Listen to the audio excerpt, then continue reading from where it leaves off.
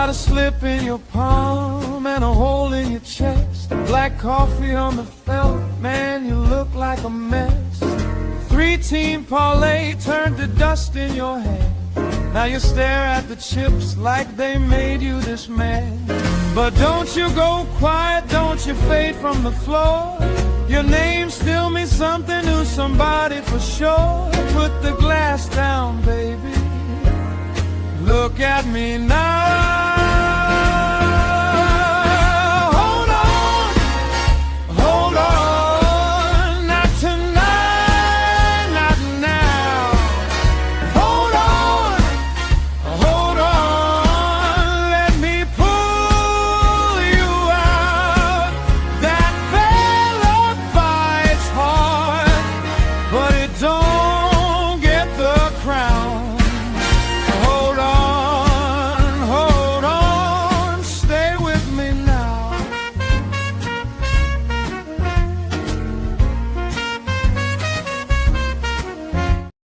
What's up, everybody? It's Toad back with you with Toadstool Sports for Friday, May 29th.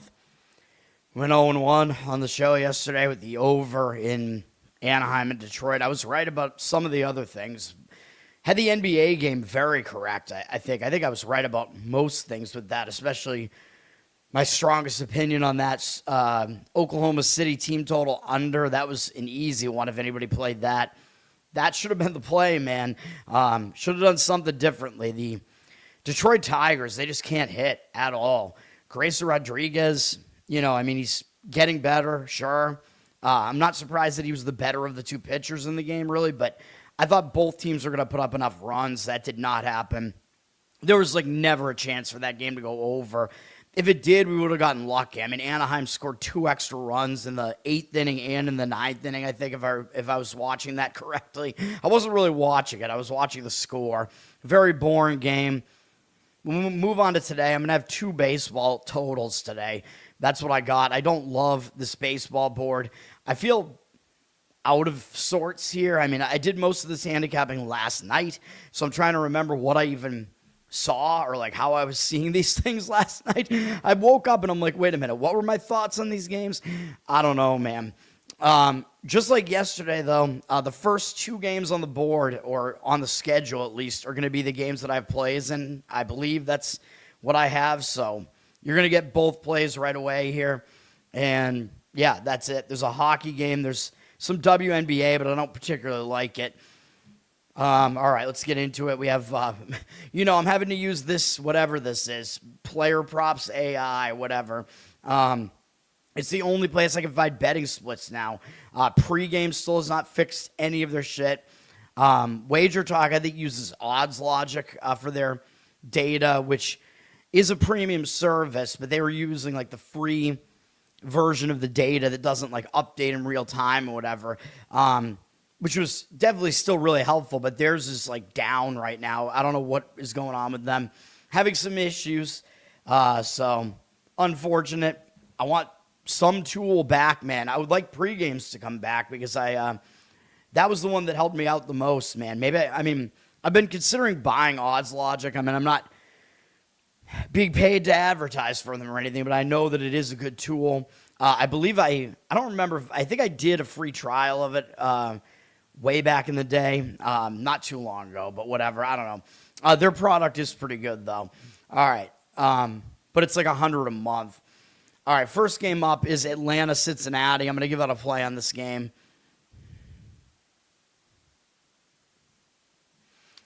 This game, we're going to go over the total here, 9.5. I know I can't find the 9 out there. I know 9 is the key number, as I always point out, because baseball, if there's a tie, you got to break the tie. So there needs to be a 9th run if there's a 4-4 score. So 9 is key, but we need this to go over 9.5 for this. But I think it can happen. We're looking at Cincinnati. It's a hitter-friendly ballpark. And while, yes, I know Cincinnati was off yesterday, I know they're returning home from a road trip, but it was only a single-series road trip to the Mets. So I don't really think that it's that bad of a spot for Cincinnati here. Usually the longer road trips make that spot way worse when you return home because you get distracted, whatever. And do you really think Cincinnati is going to be distracted playing the Braves, who I think might have the best record in all of baseball. Probably they're not going to be distracted. Probably they will have to show up for a game against the Braves. But we don't need Cincinnati to win here. That's not what we're trying to do. We need runs.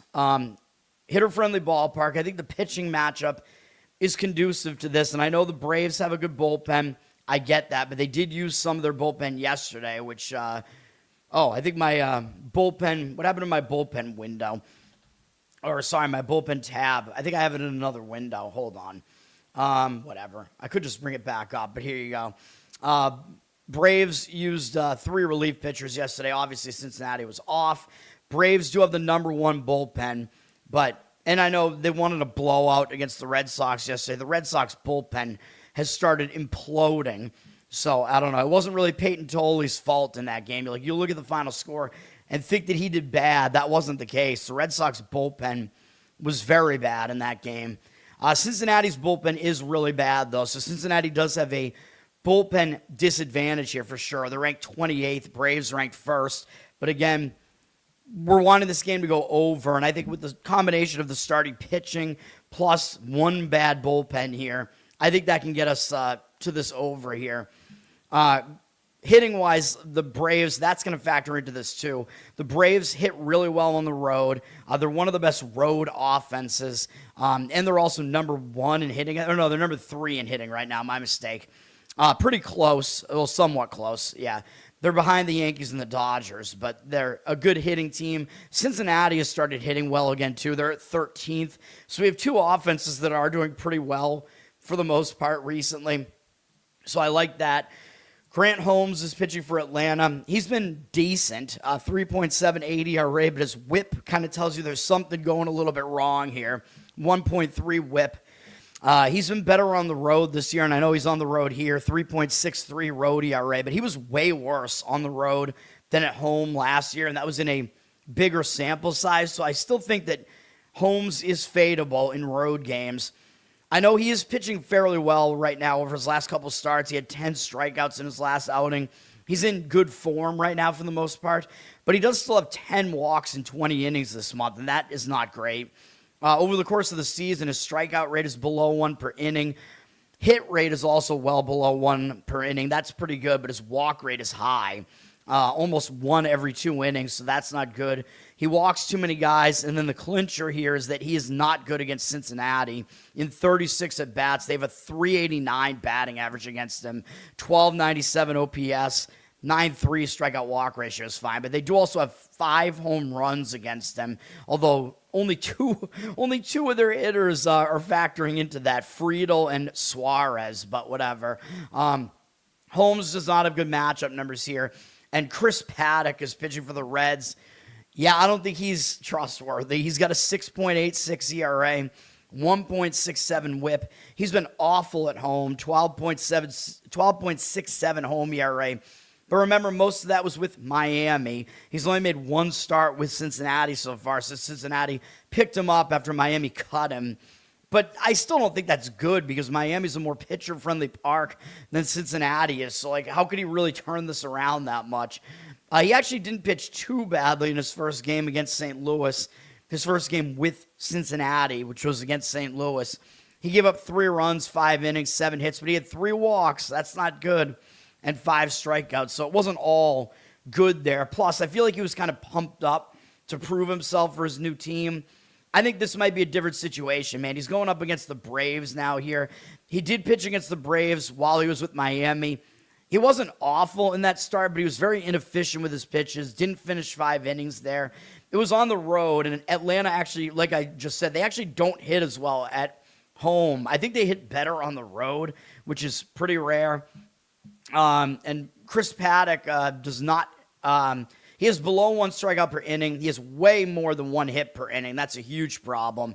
And then his walk rate is kind of mediocre as well, but he's been way too hittable. Against the Braves, I think you know what's coming. He doesn't have good numbers against the Braves, really. In 94 at-bats, 255 batting average allowed isn't that bad. 814 OPS, not good. So we're going to fade both starting pitchers here. Over is where we're going here. If we look at this screen here, because I'm using this player props thing, it looks like the over is getting the money here. 43% of tickets, 62% of the cash on the over. So 19% difference there, 19 percentage points, I should say. For what it's worth, it looks like there is a little bit of money on the Braves here as well. They're somewhere in the minus 150 range here. 82% of the tickets, 90% of the cash, according to the books that this site tracks here, which I think is basically just the primary online books. And I don't love that as much because the sharp, like, offshore books don't get factored into this thing. But still, you can kind of gauge what's going on here.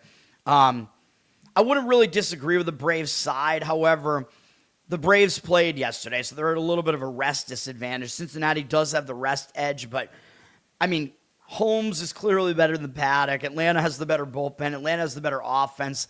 And they're seemingly not even that heavy of a favorite, although maybe you could argue it looks too easy to play Atlanta too. But, again, we're not going to try to play the side there. All right. Over is the call there. The next game on Apple TV, Minnesota and Pittsburgh. You got two teams that are unfamiliar with each other, so it's an interleague game. And what do I do in those a lot of times? I go with some sort of under, and that's what I'm going to do here. I'm going to go under 4 in the first 5 innings here. I don't like the bullpens, so I'm going to discount the bullpens. Both teams actually played yesterday, so I know that means the hitters don't have time to cool off. I like playing unders when teams have a day off because the bullpens are rested, and then the hitting could cool off a little bit, but we're going to take the bullpens out here. Both bullpens stink pretty much, especially Minnesota, so I'm going to take them out. Minnesota used 5 relief pitchers yesterday. Pittsburgh used 3, so we're taking them out of the equation here. Minnesota's got the 26th ranked bullpen, Pittsburgh 20th. Let's not deal with them. Both teams do hit fairly well. Pirates are 7th, Minnesota 16th, so kind of mediocre there, but I think the pitching can actually get us there in this game. And I think both these pitchers are just going to they're going to fly completely under the radar here, man. Nobody's going to look at this game and be like, oh, this looks like an under. But because I know who these pitchers are, I'm looking at it and I'm like, that sounds like an under to me, at least early in this game. Taj Bradley is pitching for Minnesota. He was injured for a little bit not too long ago, but he's been fine since he came back. He's been good this season, man. He didn't really start taking off in his career when he was with Tampa, but he showed signs. Like, I kind of liked like some of his numbers. Like, it looked like he had good stuff, and he's having a good year. His first year with Minnesota, he's got a 2.77 ERA, 1.17 WHIP. He's slightly worse on the road. I know, 3.03 ERA, and Pittsburgh does hit really well at home. I get that, but I think we can still get there with this one. Bradley, he's pitched pretty well since he came back from injury. It was actually only 1 start. It was against the Red Sox. I know they're not a good offense here, but Red Sox have been hitting better, though, recently. So that was Bradley faced the Red Sox when they were starting to come into better form, and he did hold them to 1 run in 5 innings and didn't throw that many pitches. So I think they're like ramping him back up a little bit. But he's been pretty good this season, man. He's got more than 1 strikeout per inning by quite a bit. His walk rate's not that bad, and his hit rate is also low. So I kind of like what we're seeing here. His numbers against Pittsburgh are not going to look good. He's a lot of 300 average, 764 OPS, but only 2 of their hitters have ever faced him before. Literally only Horwitz has any hits off him, and Ozuna has a walk. But Horwitz is 3 for 6 with a double. Other than that, nobody in this Pittsburgh lineup has a hit off of Bradley. That's because nobody besides those 2 guys has ever even faced him. So I think Bradley does have an unfamiliarity edge here. When I talk about this, when hitters have to figure out a pitcher for the first time, it takes them a little while. Sometimes they could struggle through the first couple of at-bats, and that's what we're looking for here. So I like Bradley here. And Jared Jones is pitching for Pittsburgh. This is a name I haven't heard for quite a while because he got injured in spring training last year and missed the entire season. And in 2024, I talked about him on the show back in 2024, and I liked him. He was pretty good. He had a 4.14 ERA in his rookie season with Pittsburgh that year when he was 22 years old. But he had a 1.19 WHIP, so his WHIP was good. He had over 1 strikeout per inning. He was solid, dude. His walk rate wasn't really that bad either. So a lot to like there, and his hit rate wasn't high either. So I think Jones is actually good. I think he's the real deal. He's been going through his rehab. He's ready to go because the Pirates are putting him back out there. This is going to be an interesting pitching rotation, man. If he rejoins and he's doing anything near what he was doing in 2024, he's definitely going to improve this Pirates pitching staff, dude. Maybe this Pirates team will make the playoffs. Maybe I'm wrong. Yeah, but I like Jones. I liked what we saw at him 2 years ago. I looked at his minor league rehab stuff, and they gave him like one start in single A, one start in double A, and one start in triple A, and he wasn't that good in the triple A start, but I'm not that concerned about that. I think he's ready to go. We've seen what he's done in the majors in the past. He's already proven he could pitch at this level. It's just a matter of, is he going to be able to come back from this injury? And if they're putting him out there, that's the coaches, the team saying he's ready to go. So I think he is. I'm going to go with that. And he's going up against a Minnesota team that's not very familiar with him. They only have 8 at-bats against him across 3 of their hitters. Only Larnach has a hit off him, a single. So they have no extra base hits, 3 strikeouts, no walks. The rest of the lineup has never faced him before, so I think that's an extra advantage to him as well. Under first 5 is where I'm going with this. Minnesota and Pittsburgh. The money seems like it's slightly indicating towards the under. We have 50-50 on the tickets, 56% of the cash on the under, so that is where I'm going with that one. And for what it's worth, Pittsburgh is a favorite at around minus 140 or so here, and the money looks like it's fading Pittsburgh, though. 63% of tickets are on them because they've been hot, dude. They even though they lost to the Cubs yesterday, with Skeens on the mound. Skeens only gave up 1 earned run in that game, so it wasn't exactly his fault. 54% of tickets on Minnesota there. So the money's hitting Minnesota. I don't know whether I like that or not as far as the under, because I don't even know which one of these pitchers is considered to be like the less, I guess Jones, is the less established, so I don't know if I really love that, but either way, I like the under in this one, man. When I saw that Jones was coming back, I'm like, I don't know, maybe I'm just getting a little bit excited for Jones to come back. I don't know, because I liked him 2 years ago, gave out some winners involving him that year, so I don't know. But that's the other play. Everything else is just going to be my opinions on the rest of these games. San Diego at Washington. Washington is returning home from a road trip, and right away that means I kind of want to look to fade that team. They went to Atlanta and Cleveland. Not really that bad, but still they've been away for more than a week. You come home, a lot of times you get distracted. You have to get back to home life. I don't think Washington's a particularly good team. Their pitching tends to be really bad at home. And they're facing San Diego, but maybe that will focus them a little bit because San Diego's been a pretty good team here. San Diego just got swept by Philly, though, at home, so I think it might be good for them to just start a road trip. They were off yesterday. Both these teams were off yesterday, I'm pretty sure. So there's no rest advantage here, disadvantage. San Diego is having to travel to the Eastern time zone, but I think that's easier to do than going from east to west for a late-night game. I think this should be fine. San Diego, it'll be like playing an afternoon game basically on the Pacific Coast, and that happens all the time in baseball. So I think San Diego should be fine with that. Looks like it could be bounce back time after they scored only 3 runs in an entire series against Philly. But San Diego's pitching was still good in that series, and their pitching is indeed good. San Diego is 5th in bullpen based on WHIP. Their ERA is one of the best ERAs, though. They're good for sure. Philly has been... Wait, no, we're not talking about Philly. Who are we talking about? Washington. Yeah, their bullpen's bad. Washington, 24th in bullpen. Hitting-wise, Washington's been way better. They're 4th. And San Diego's 29th. But maybe they'll be able to hit some at Washington, where, again, Washington gives up a ton of runs at home. Lucas Giolito is getting the start for the Padres. He's been pretty good so far, sort of. 2.7 ERA does look good, but a 1.3 WHIP is a little high. Kind of tells you he's putting some guys on base here. His road start was worse than his home start. His road start was at a pitcher-friendly park in Seattle as well, and he didn't really pitch well in that one. He did one hit them through 5 innings, though, but he gave up 3 earned runs. His walk number wasn't good. And that's really been the problem with him. He came back home and he shut out the A's, so these numbers kind of look good. He's been really hard to hit. 5 hits so far in 10 innings, but he's walked 8 guys and only struck out 5. I mean, you can't continue, with a ratio like that and continue to pitch that successfully, man. So that walk rate worries me. I'd be willing to give him a pass for that first outing because, you know, he was coming back into the majors, you know, because the Red Sox cut him, I believe, at the end of last year, and he had not found a home yet. I mean, he's good enough to pitch in the majors, I'll give you that, although I thought that he overperformed with the Red Sox. Like, the advanced analytics guys were telling you, like, this Giolito guy, you know, isn't as good as his numbers look. What did his numbers look like against Washington? Well, they're pretty good in 16 at-bats. I know it's a small sample. 188 batting average allowed, 465 OPS, 3.2 strikeout walk ratio. So Giolito might actually pitch fine here.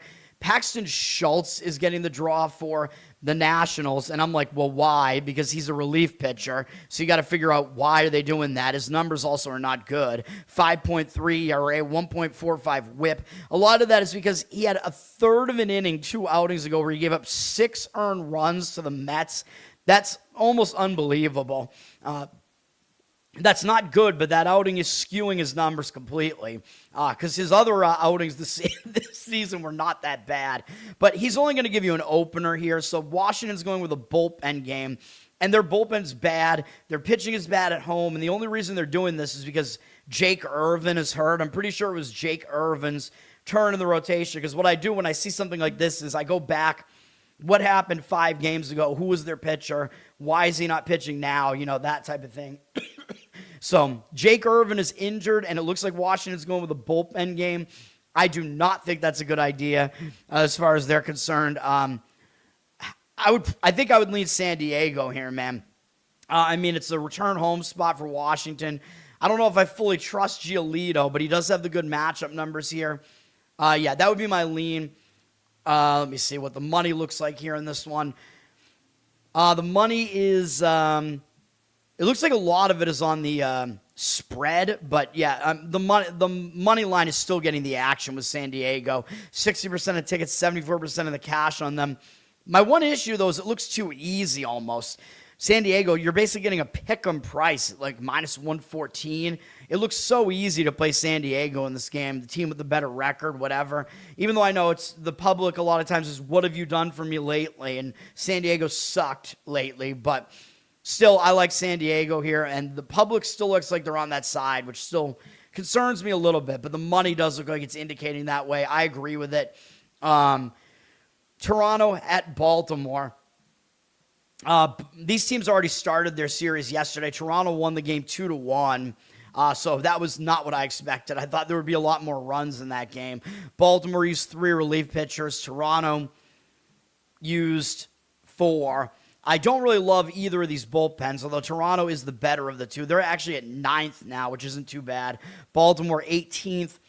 Baltimore's a little bit more rested, but Toronto does have the better bullpen, probably still.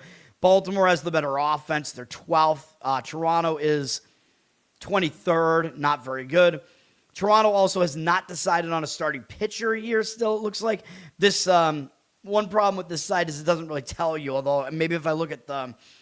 you know, some other page on the site, it might tell me, but it seems like they've not decided on a pitcher yet. Baltimore is going with Trevor Rogers. He has really not been good this season. After he was really good for them last year, he's been awful. 6.96 ERA, 1.62 WHIP. That is not what you want. He's been a little bit better at home. 6.11 ERA, still not good. He's been really... still bad this month. 8-7 strikeout walk ratio.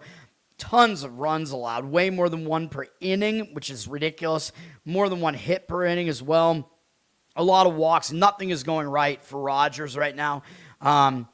Against Toronto, he has decent numbers in 28 at-bats, 250 average allowed, 614 OPS, 8.5 strikeout walk ratio, not great, but 3 of those walks are Vlad Guerrero, who has hit him okay, 3 for 6. So he might be pitching around Vlad Guerrero there. But, yeah, I mean, I can't trust Rogers in a situation like this. I looked back and I was like, well, who did Toronto have pitching 5 games ago? And it was Dylan Cease, but he's hurt. So it was supposed to be Cease pitching in this game. and he has ceased to be in their starting rotation. That sucks for Toronto, dude, because he's been one of their best pitchers, and now he's on the shelf for at least a little while. So I don't know how Toronto's going to fill this spot. It looks like they're either going to go with a bullpen game or call somebody up. I mean, I could see an argument for I guess you could almost blindly go over in this game. But I don't know, because Rogers has decent matchup numbers. If Toronto calls up some, prospect that's actually a stud, then I would change my mind on that. But if Toronto's going with a bullpen game, then that would have me definitely considering over in this game. But as it stands right now, I don't want to do anything with it. I don't think I would anyway, but let me look at this game here. Oh, here it is. The money is indicating that way. 56% of tickets, 68% of the cash on the over. 8.5 is the number there. The money line is basically a pick 'em, and it looks like the money is kind of on Toronto, which is ridiculous. 52% of tickets, 54% of the cash on them, even though you don't even know who's pitching for them, so that's great. I would not do that. All right, Anaheim at Tampa Bay. Tampa Bay is returning home from a road trip, so again, I will say it's not a good spot typically when a team returns home from the road. Even though I know Tampa Bay just got swept by Baltimore. They lost the last 4 games on the road trip. They were at the Yankees, then at Baltimore.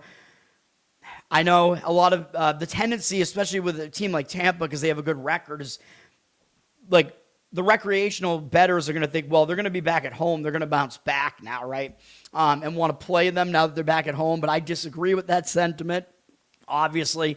Even if the road trip was bad, regardless of whether it was good or bad, I think it's a bad spot on the return home because you have to get back to home life, whatever. At least the good thing for Tampa, though, is that they stayed in the Eastern time zone. It was all divisional opponents. So that makes it a little bit easier. It's a more familiar type of trip for them. But I do really see them paying that much attention to Anaheim. I'm not sure about that. But the negative for Anaheim is they played yesterday. They did win. They're actually playing good baseball again right now somehow, even though this is not a good Anaheim team. But they have won 5 of their last 6 games, winning the series against Detroit yesterday. But we know Detroit has really been struggling recently. But still, it's a negative that Anaheim is in a no-rest spot here. And they're having to travel to Tampa from Detroit. Anaheim also has a bad bullpen, and they used 4 relief pitchers yesterday, so they're at a disadvantage there too. Tampa's bullpen hasn't been that good. They're at 16th, but Anaheim's is 29th and unrested, so we know that's not good, obviously. So Tampa has a rest edge. They have a bullpen edge. Tampa's offense has been the better one as well. They're at 9th. Anaheim is 19th. Walbert Urania is getting the start for the Angels. He hasn't been that bad. This is his rookie campaign. He's got a 2.58 ERA, which is really good. 1.38 whip is not good. Obviously, that tells you his ERA should be higher than that. We have to take that into account. And he's been much better at home than on the road, and he's on the road here where he has a 5.23 ERA on the road this year. So he pitches worse on the road. Most of his recent starts have all come at home. And his walk rate is still too high. Like, he's pitching all right as far as the fact that he has a 1.67 ERA this month, but he has 12 walks in 27 innings, along with 23 strikeouts. So the walk number is a bit concerning. Only 16 hits, though, so he's not been hittable. He's allowed below 1 hit per inning on the season by quite a bit. Strikeout rate is decent. It's almost 1 per inning. His walk rate is high, so that's his issue.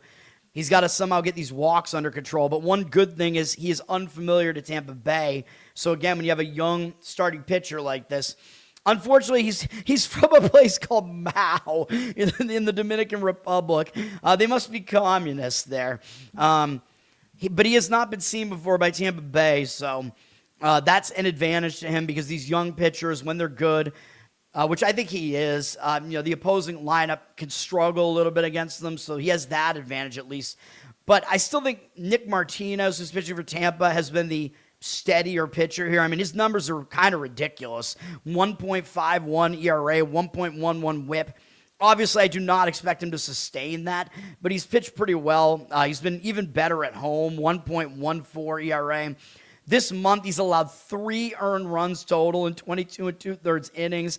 Tampa's won 5 of his last 6 starts. In fact, they've won 8 of his 10 on the season, it looks like is what that is. He's allowed more than 1 hit per inning this month, though, so that is concerning. And his strikeout rate is really low. So he's not really fooling hitters. So this is kind of a, like he looks like he's been good where he's been allowing not many runs, but he did it against Toronto, Boston, Miami. I know he also did it to the Yankees last time out. That was the only good offense that he faced in that stretch, but he only struck out 1 guy against the Yankees. His strikeout rate, like I said, is concerningly low here. Hasn't really walked that many people, but he's obviously too hittable right now because more than 1 hit per inning is kind of gross. On the course of the season, though, he's allowed fewer than 1 hit per inning. His walk rate is not that high, like I said, and his strikeout rate is also low. So those are kind of in line with what he's done this month. He's just not really a strikeout pitcher, though, and he's 35 years old. Martinez, so we have a big age gap between these two pitchers. Let's not talk about age gaps, man. His numbers against Anaheim are good in 45 at-bats, 200 batting average, 650 OPS, 7-5 strikeout walk ratio. That's not good, but the rest of those numbers are good. I don't even know what I want to do with this game, and there are just too many things about it that are in conflict with each other. The money is fading Tampa Bay, at least on the money line. They're a big favorite at minus 180 or so here. 84% of the tickets, 73% of the cash on Tampa. So the money is fading them, and I can see that sentiment. Again, they're returning home from the road. They're running into kind of a hot Anaheim team here. But Anaheim also has a rest disadvantage. If I was going to play Anaheim, I would only do it first 5 innings, but even that I don't like because I don't really want to fade Nick Martinez either. But I really would not want the Anaheim bullpen, you know what I mean? The spread, the run line is getting some money for Tampa here because that's what the professional bettors do, try to get the price down. If they like the favorite, they're going to start looking at the run line and whatever. I can see the arguments for the run line here. I mean, Tampa has the advantage. Honestly, I think Tampa has the advantage in all 3 phases, starting pitching, bullpen, and hitting. But I don't really like the spot. But still, the spot is also negative for Anaheim. So I think I probably do actually have to lean to Tampa Bay here. All that being said, it would be like a split bet situation. Run line, money line, make your own -1 run line there, whatever. And the total's 8, and money is seemingly indicating on the under, but I don't have a great feel for that, but I will say if you go under, I mean, it kind of makes sense to do it first. If you go under, you have to do it first 5 innings because I don't trust either bullpen, especially Anaheim's and an unrested Anaheim bullpen.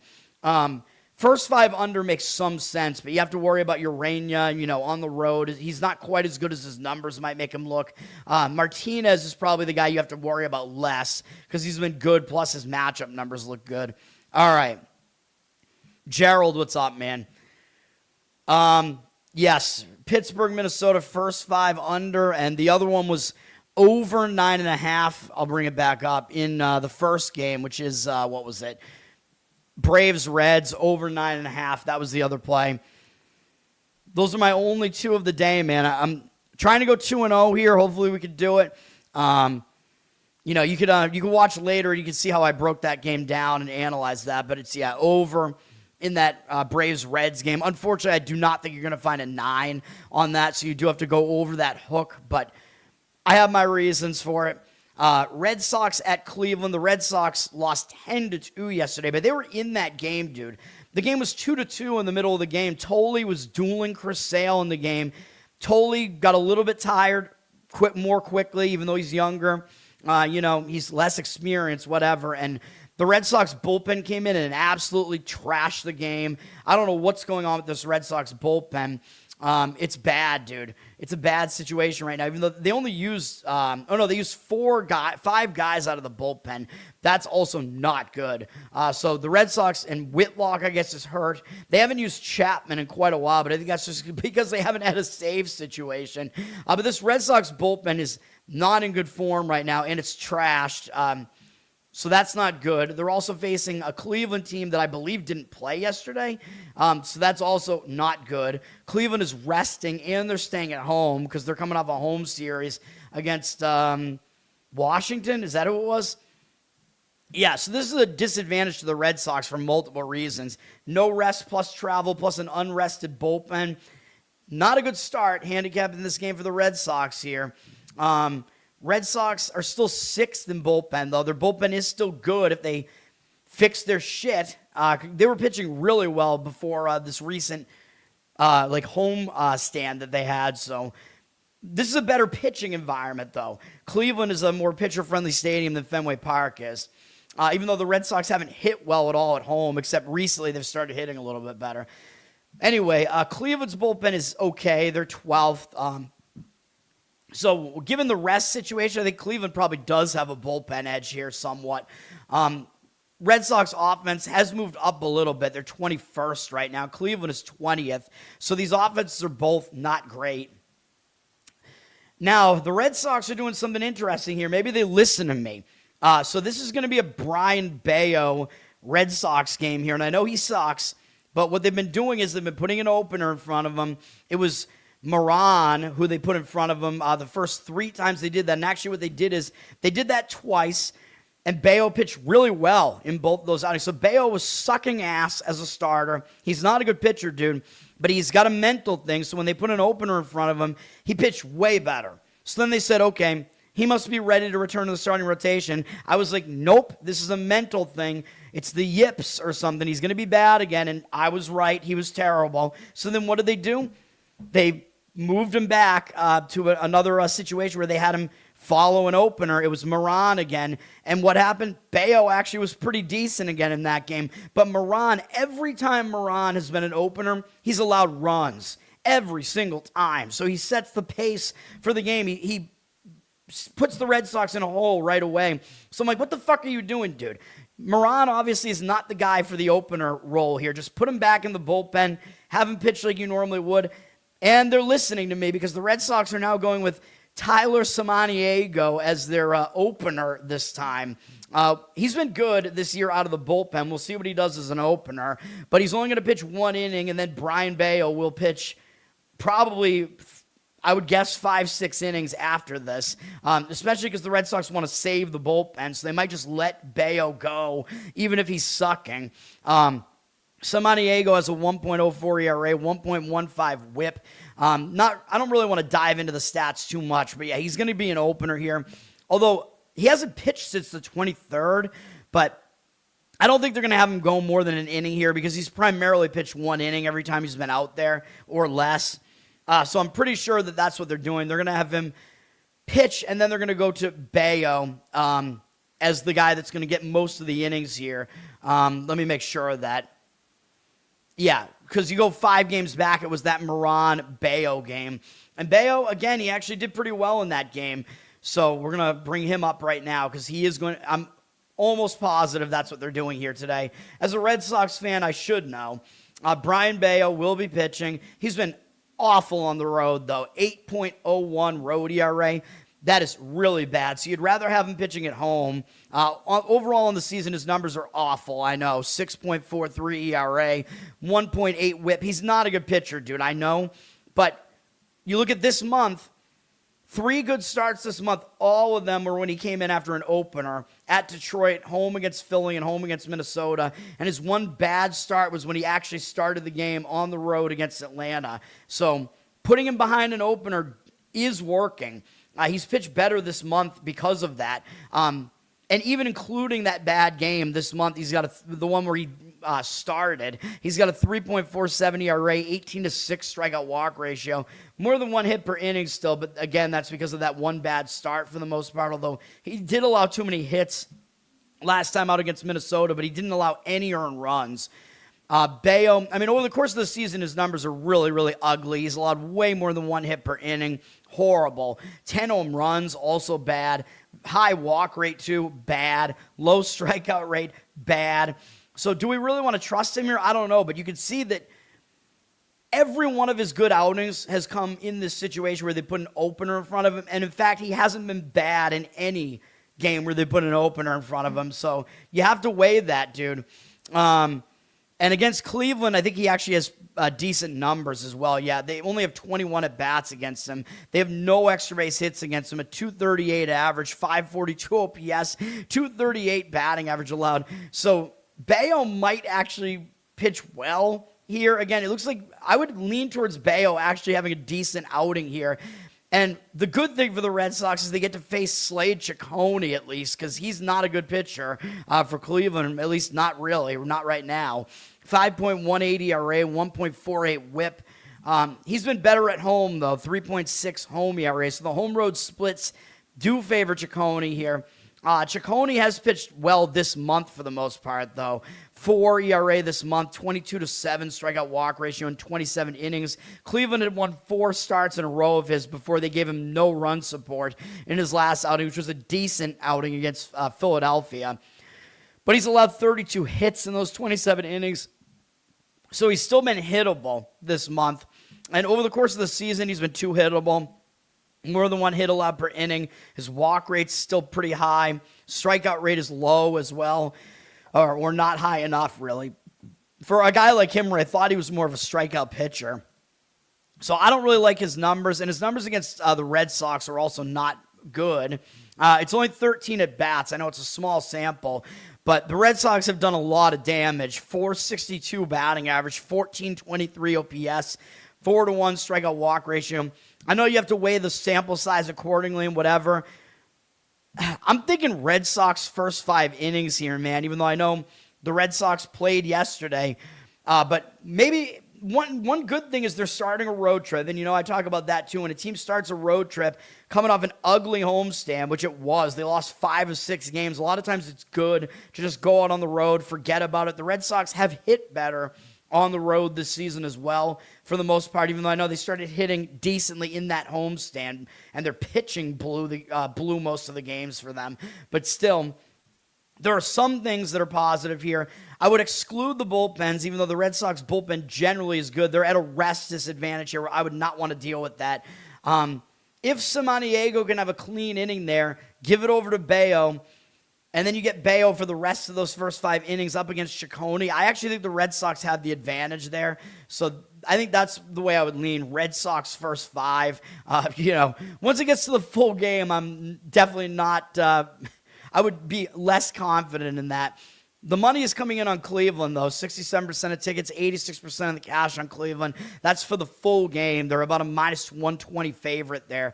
But also, it almost looks kind of easy to play Cleveland, right? Because they're leading their division. They have a good record. The Red Sox record is awful. They're in last place in their division. So it looks pretty easy to play Cleveland at that cheap of a price. You know what I mean?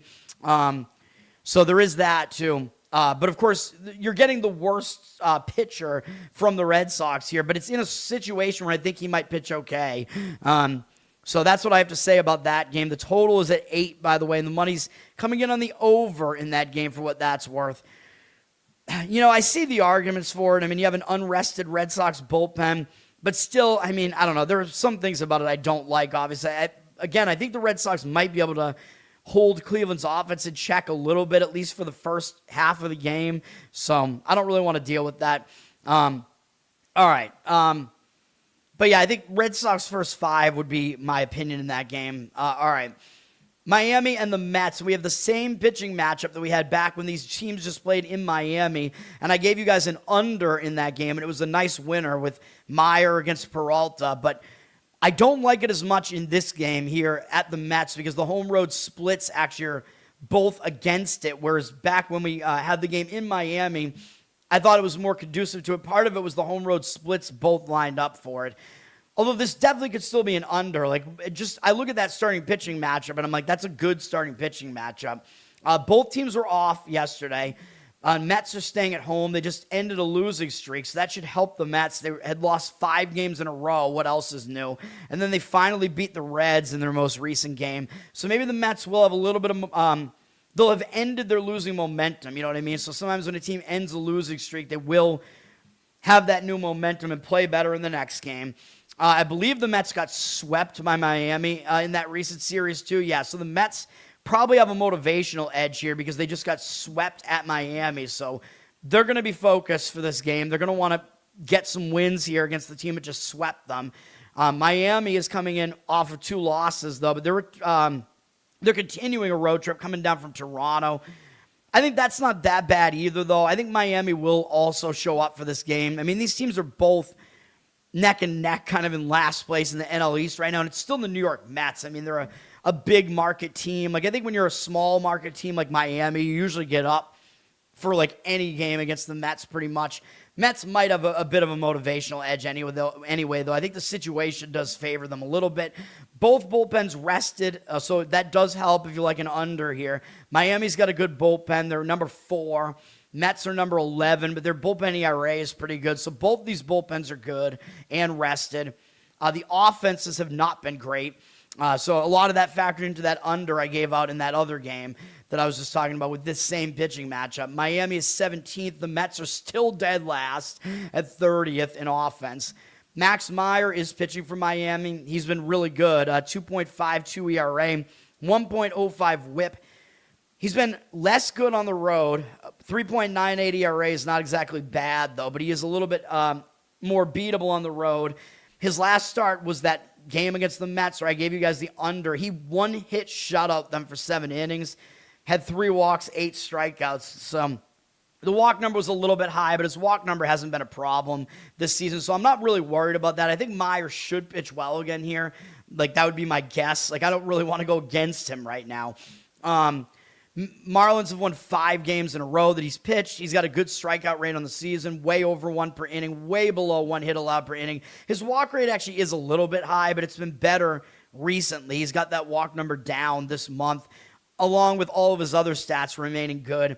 So he's pitching well here. I mean, I don't think he's going to do this well again. Now that the Mets just saw him again, they might hit him a little bit better. But then again, this Mets lineup has been really bad this year, and they don't have good numbers against Meyer in more than just that one start. He's got 32 at-bats against them. He's held them to an 0.94 average, 319 OPS, 11-4 strikeout walk ratio. That is dominant stuff, man. 11 strikeouts, 4 walks, and only 1 extra base hit, a double from Vientos. Meyer, I mean, he dominates the Mets. That is the case. So even though this is on the road, I still expect him to pitch well. Fedde Peralta will be going for the Mets. He's been pretty good. 3.52 ERA, 1.27 whip. Little bit high-ish, but, I mean, that's usually what you get out of him. He's been a little bit worse at home.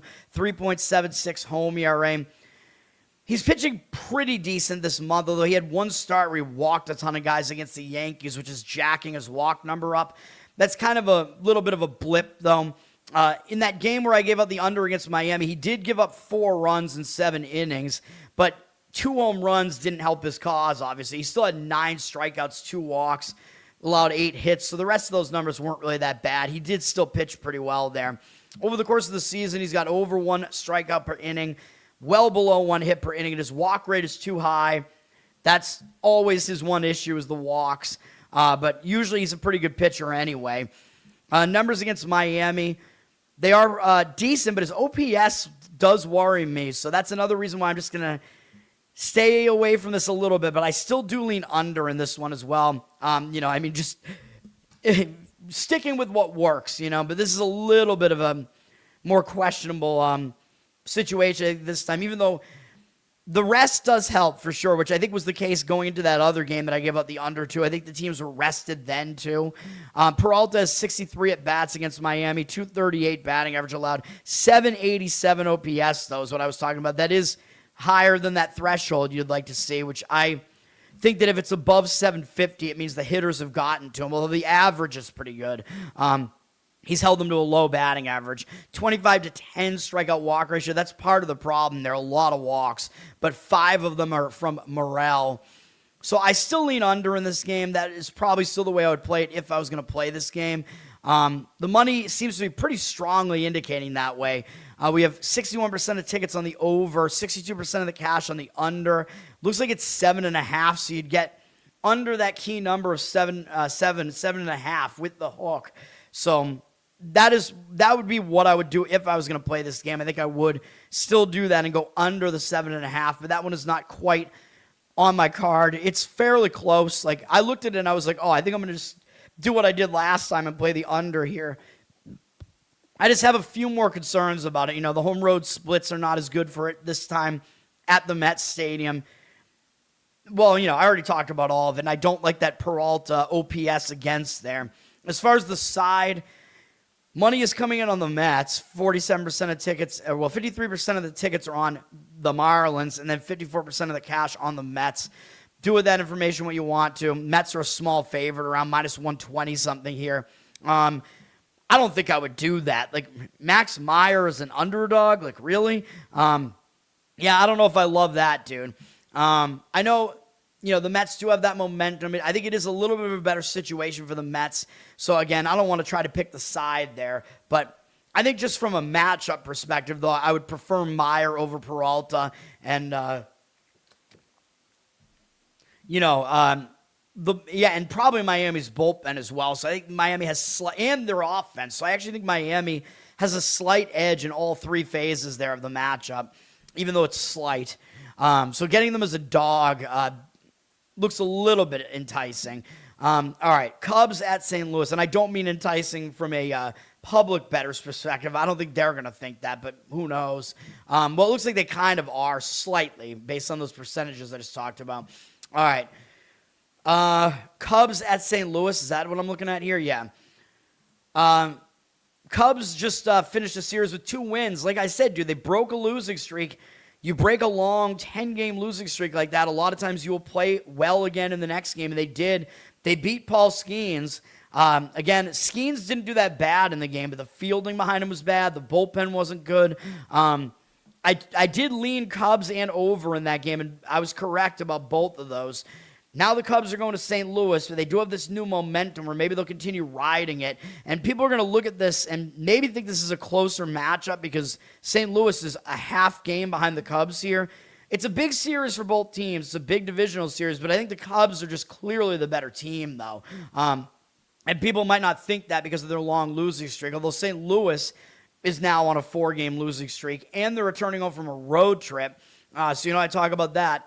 Negative when a team returns home from the road, although in this case it was only from Cincinnati and Milwaukee, so it's not a long road trip distance-wise. They're staying in their area of the country. They're used to that because it was 2 divisional opponents. So that's not as bad, but still, they were away for a week. They have to get back to home life. But then again, I don't really think they're going to overlook the Cubs either, so I don't think it's the worst return home spot there. The Cubs also played yesterday, as I just was pointing out. They used 3 relief pitchers where St. Louis was off. So the Cubs have a rest disadvantage here. But the Cubs do have the better bullpen. They're 8th.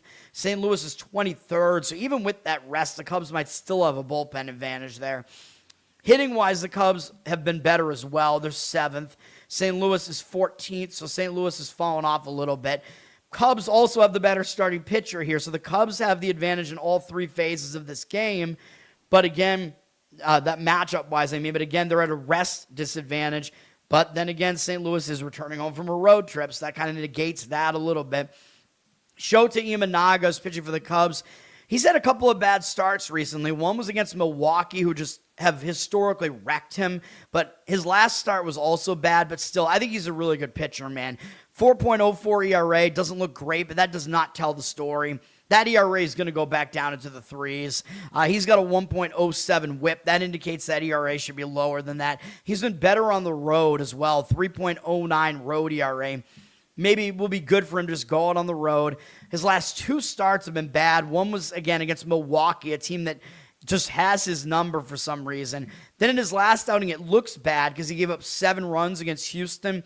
Houston's a pretty good offense, though, but he also got really unlucky in that game. It was off of 7 hits and 1 walk in 6 innings. He gave up 7 runs, 3 home runs. So basically everybody that reached base scored, and he still had a 6-1 strikeout walk ratio. So his command was still good there. So I'm not as concerned about that. I think he's going to be right back into form. He's a really good pitcher. He's allowed fewer than 1 hit per inning by a lot on the season. His walk rate is not that bad, and his strikeout rate is also above 1 per inning. Too many home runs, though. 10 home runs allowed. A lot of it just because of those recent couple of outings, though. He is a fly ball pitcher, though, so that might hurt. I'd have to go back and look to see, was the wind blowing out in those 2 games where he gave up those runs? I don't know if it was, but I think the wind was kind of a non-factor in the Milwaukee game. I don't know about the Houston game. But anyway, I expect Imanaga to pitch better here. He'll be going up against St. Louis. This is a more pitcher-friendly ballpark as well. And St. Louis is a lesser offense, I think, than both Houston and Milwaukee. Imanaga has 52 at-bats against them. He's pretty much dominated them. 13 strikeouts, no walks, 192 batting average allowed, 519 OPS against St. Louis's current hitters. So I do expect Imanaga to bounce back here and pitch well. Andre Payante is going for St. Louis. When I looked last night, it was going to be Kyle Leahy, but they made a switch, and they're going to go with Payante, which is probably better for St. Louis. Payante is at least better than Leahy. Payante on the season has a 3.76 ERA, 1.25 whip. That's not bad. He's been worse at home, though. 4.82 home ERA, so he is more beatable at home for whatever reason, even though it's more pitcher-friendly here. He's been pretty good this month, though. His last 3 starts, he's allowed 3 or fewer earned runs in all of them. He's gone 5+ innings in all of them. Actually, if you go back, really over the course of the entire season, he's only allowed more than 3 earned runs twice. 17-6 strikeout walk ratio this month is not too bad. In 23 2/3 innings, 22 hits allowed. Over the course of the season, he's allowed fewer than 1 hit per inning. His walk rate is too high, though. And his strikeout rate is also low. He's not really a strikeout guy.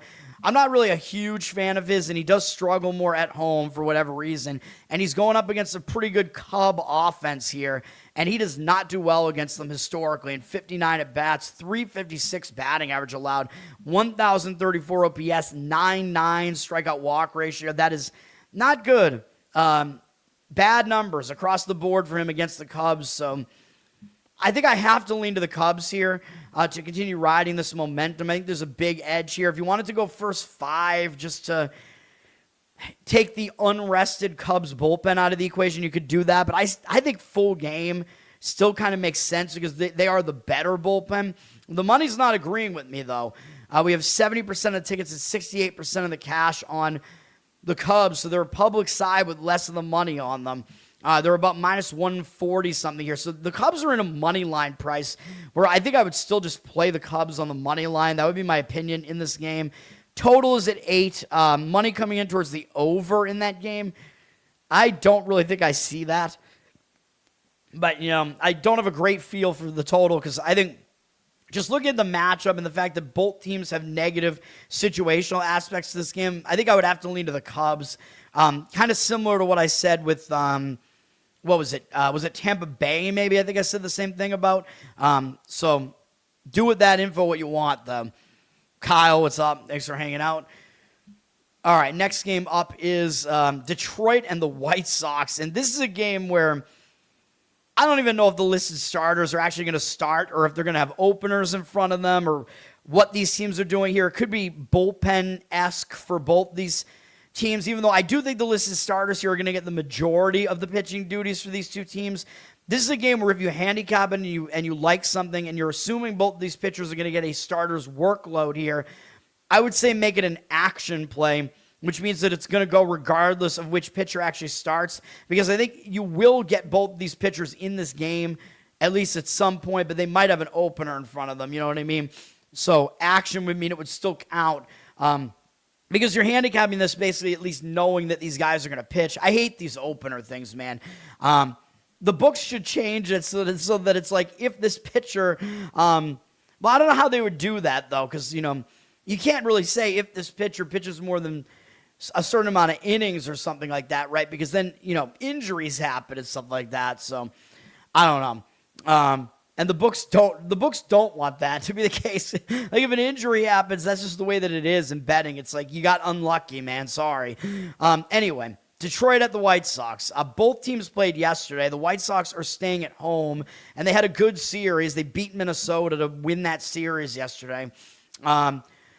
So they have some momentum here. The Cubs have been a decent team this year, and they're staying at home. Detroit is traveling in from Detroit, so not really a bad travel spot for them either, and they just played poorly at home again, and they had a little bit of an earlier game. Both teams played in the afternoon yesterday, though, but Detroit had the earliest game, so they could get out of there. We lost the over in that game, and Anaheim had to tease us and get it right to the 8, right in the 9th inning. Then all you need is Anaheim's bad bullpen to give up 1 run. Come on, man. Garbage runs, bottom of the 9th. Nope. Detroit's offense is ass. I'm pissed. Anyway, Detroit, it's a decent spot for them, too. I mean, they're going back out on the road here off a bad home series, so they should be focused here. Both these teams, Detroit really has been struggling, man, but I think both these teams should still be motivated in this game. As far as the bullpens, I don't really like either of them. The White Sox used 3 relief pitchers yesterday. Detroit also did. The White Sox bullpen is the somewhat worse of the two. They're at 25th, Detroit 21st, so they'll both have an ERA of above 4. Detroit's slight bullpen edge, though, I guess. White Sox have the better offense. They're 6th in offense now. Detroit has fallen completely down. They're at 22nd. Very, very bad. Detroit is going with Troy Melton. And if you look at what he's done this year, he's made one actual start this year. That was his only appearance. He made one start, and he was actually good. He went 5 2/3 innings at Baltimore. I think it was kind of a spot start. He only gave up 2 hits, 1 earned run, but he walked 3 guys. But maybe you can overlook that a little bit because it was his first start of the season. So give him a break for that. He had 3 strikeouts as well. He made 4 starts with Detroit last year, though he mostly came out of the bullpen. But his numbers were pretty good. He had a 2.76 ERA, 1.01 whip last year across all of that. But he was not a strikeout guy. That was the thing. His strikeout rate was low. He was not hittable, though. His hit rate was really low, and his walk rate was okay. So he's not really a strikeout pitcher. Doesn't blow guys away, it doesn't look like. But he's I think he's an okay pitcher. He's at least serviceable, I would say. The White Sox did see a little bit of him last year. They have 10 at-bats against him. They only have 1 hit, though, a single from Grichuk. So they have no extra base hits. 4-4 strikeout walk ratio, though, so some walks in there. But a 100 average, 457 OPS. Melton might actually pitch well again here. And the White Sox will be going with Eric Fedde, who has started sucking again after he was decent at the beginning of the season, but I kind of didn't think it would last, even though maybe, the change in scenery helped him a bit, or you would think might have helped him a bit going back to one of his former teams, but nah, he's starting to pitch badly again. 5.47 ERA, 1.46 whip. That's not good. He's better at home, though, significantly. 3.71 home ERA compared to 7.54 on the road. So he is better at home. He got lit up in his last game against San Francisco. That's not a good sign, dude. At San Francisco, they're a weak offense, and they play in a pitcher-friendly park. Not a good sign. Also not a good sign, Fedde has a 9.9 strikeout walk ratio this month and way above 1 hit allowed per inning. 7 home runs allowed this month as well, and an ERA over 10. He is completely out of form right now. I want nothing to do with Fedde here. Over the course of the season, he's got more than 1 hit allowed per inning. He's allowed 12 home runs, which is quite bad in the amount of innings especially. High walk rate, not good. Low strikeout rate, not good. There's not a whole lot to like here with Fedde. Against Detroit, his numbers are mediocre-ish in 28 at-bats, 7-1 strikeout walk ratio, 250 average, 776 OPS. That is a little bit on, it is above 750, so I would say that, yeah, Detroit's bats do have a slight advantage against them, but it's not that extreme. I do still lean towards Fedde not pitching well here, though, so I think I like Detroit in this game. There's no rest advantage one way or the other. Detroit getting out of home might help them a little bit. Detroit being favored on the road is absolutely insane, dude. And typically they're a better home team. They haven't been good either way recently, but the fact that Detroit is like minus 120 on the road, absolutely nobody, I would think, is going to want Detroit in this game. But the money's coming in on the White Sox, but I don't agree with that. 59% of tickets, 74% of the cash on the White Sox. I kind of lean Detroit. I would prefer Melton over Fedde at this point. Plus, I think Detroit has the slightly better bullpen as well. Yes, the White Sox have the way better offense. That is true, so you have to take that into account. But, again, this line looks so misleading. I'm surprised that the cash is actually coming in on the White Sox here. Again, it looks so easy to play the White Sox. Like, how are you getting the team with a better record here as an underdog at home? You know what I mean? The odds makers are telling you something with that, right?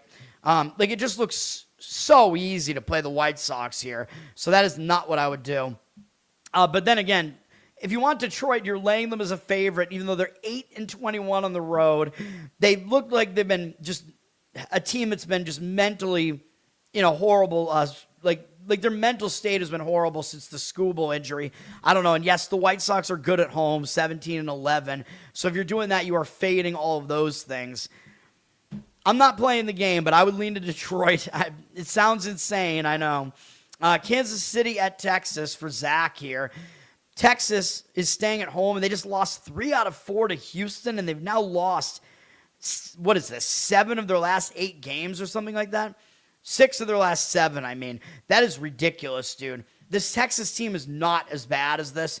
Again, just like last year, Texas is way underperforming, but their offense is a concern. Like, again, the Red Sox, their pitching has been pretty good this year for the most part, but their offense has been so bad that the pitching can't even carry the team. That's kind of what's happening here. Texas' pitching has been quite good, but again, just like last year, their hitting is so bad that it's not good enough. They play a lot of low-scoring games at home, so something to keep in mind. Texas, very, very pitcher-friendly. They should be in a decent spot to bounce back here, playing a Royals team that's really struggled this year. The Royals are coming in off of a series against the Yankees. I think both teams were off yesterday, if I'm not mistaken. Oh, no, Texas played yesterday, my mistake. Royals have a rest advantage then, so my mistake. The Royals did not play yesterday. Texas did. The Royals are starting a road trip here, coming down from Kansas City. They just got swept by the Yankees. What else is new? Did not look very good in that series at all, really. First game, they looked okay with Michael Walker. That was the under first 5 that we had a winner on here on the show. But since then, Kansas City's looked atrocious. I don't really like Kansas City here either, man. I think it's a bounce-back spot for Texas. Even though Kansas City has the rest edge, Texas still has the better bullpen. They only use one guy out of the bullpen, Cal Quantrill, who's still around. He's a long relief guy. Obviously not one of their better pitchers. So Texas' bullpen is intact and sets up well here, and they're the 7th-ranked bullpen with a better ERA than that. They're a good bullpen. Kansas City, not good. In fact, they're ranked dead last in WHIP, although I still think they're probably better than Houston. But they could be the 2nd-worst bullpen at this point. Bad stuff. Kansas City has the better offense here, but not by much. No, they're actually ranked worse now. My mistake. Texas is 23rd. Kansas City 25th. My mistake. 0.01 difference on the OPS there. So Texas, dude, I think they might have a starting pitching edge. They definitely have a bullpen edge, and they might have the offensive edge here. That has me looking towards Texas. Stephen Kolek is pitching for the Royals. He's got good numbers, but I don't really trust him. He's got a 2.77 ERA, 0.85 WHIP. I realize that's all good. He hasn't been as good on the road, though. 4.09 road ERA. I know Texas is a pitcher-friendly park, though. St. Louis also is, and he pitched well in that game against St. Louis. So really his stats are being skewed by a bad start at the White Sox. He's coming off a complete game shutout of Seattle, though, where he only struck out 2 guys. So here's the thing, man. He threw over 100 pitches, 14 more pitches than he'd thrown in any other outing this season. So that would have me worried a little bit, too. I know he's been around for a while now. He's 29, so it's not like he hasn't done this before. But when a guy throws that many pitches for the first time on the season, he has like one of his better starts of his career. I think he could be in line for a bit of a regression here, a bit of a letdown. So I would worry about Kolek for that reason here as well. He's actually given up no runs in his last 2 outings, and he's pitched well, definitely. But coming up that complete game shutout of Seattle, ton of pitches, 108. It's going to worry me a bit. We're not in the days of Cy Young anymore or whatever, man. We're guys will pitch 5 days in a row and throw 150 pitches every single time. We should go back to that. It seems like guys get hurt more now than they did back then, too. So what the fuck, dude? Everybody's just a sissy now. Kolek has a low strikeout rate, 14 in 26 innings, but he hasn't allowed a lot of hits, 17. Not a lot of walks either, 5. So he's not a strikeout pitcher, but he's been keeping guys off the bases. Against Texas, he does not have good numbers, although it's a small sample, 12 at-bats. They have 5 hitters who have faced him. They have a 500 batting average against him and 1288 OPS, 1 strikeout, no walks. So Kolek has been not good against Texas. He will be going up against Mackenzie Gore, who is having an okay season, 4.42 ERA, 1.24 whip, mediocre numbers there, but he's been good at home, 2.63 home ERA, so this home venue has definitely helped him out a bit. He pitched really well last time out on the road against Anaheim after he had I think he had like a relief appearance in the previous outing against Colorado. I don't know what that was at Coors Field, but then he had a good start the game before that against Arizona too. So his last 2 starts have actually been good, but his walk rate is a problem. This has always been the case with him. He allows very few hits. He strikes out a good amount of guys, but he walks too many guys, and that's what's happening this year too. It's just the same. That you know what you're going to get with Gore pretty much. Although with that amount of walks, it does make the pitcher a little bit unpredictable. He's going up against Kansas City. Let me see here. He's got good numbers against them in 28 at-bats, 10 strikeouts, 1 walk, 214 average, 563 OPS. Those are good numbers, man. 10-1 strikeout walk ratio, 1 extra base hit as a home run from Marte. Marte is like the only guy in this lineup that does damage against him, and he does hit him well, but the rest of this lineup doesn't do well against him, and they're pretty unfamiliar with him. So I like Texas in this one, even though I know they're at a rest disadvantage here. I prefer their starting pitcher. I prefer their bullpen still, especially because their bullpen is still rested here. The money doesn't agree on the money line, at least. 68% of tickets are on Texas at about minus 130 or so, but 57% of the cash on the Royals. I just don't see it, man. I don't. So I don't know. I lean Texas there, but do what you want with all that info. I'll be right back, and I'll talk about the rest of these games. And then we have WNBA and hockey still to come, but no more plays from me. And hopefully I'm picking the right games here with the games that I gave out, man. Because, I don't know, I went through this card, and I felt like I wasn't seeing it well. You know what I mean? So I don't like when I have that feeling. Some of these leans are going to hit, and then my plays are not. Like, that happens a lot. But, all right, I'll be right back. I don't even know if I can show the screen or not. I can give you the next game, Milwaukee and Houston. But other than that, or I can, go back to some, I don't know, I could play some, one of my, I'll play the old intro. How about that? I haven't used that in a while. I'll be right back. Intermission time. Intro mission.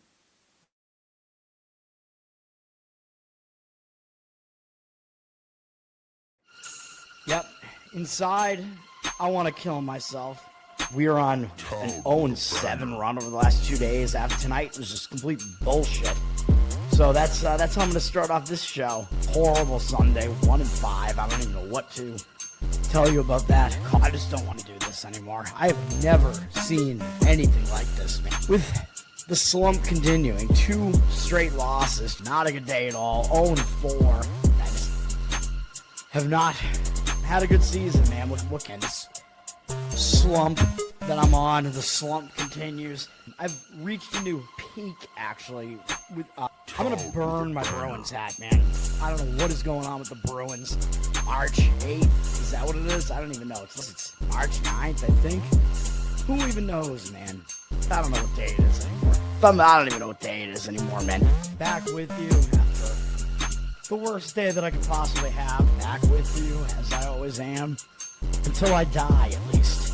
0-2 yesterday. And yesterday did not go well for me. 0-5. The worst month that I've ever had in my 18 years doing this. I don't know what to even tell you about this anymore. Broke the slump yesterday as the slump discontinues.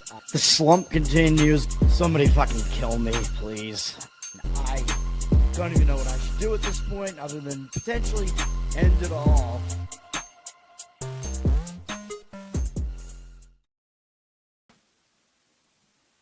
All right. Next game up is this Houston game, whatever it is.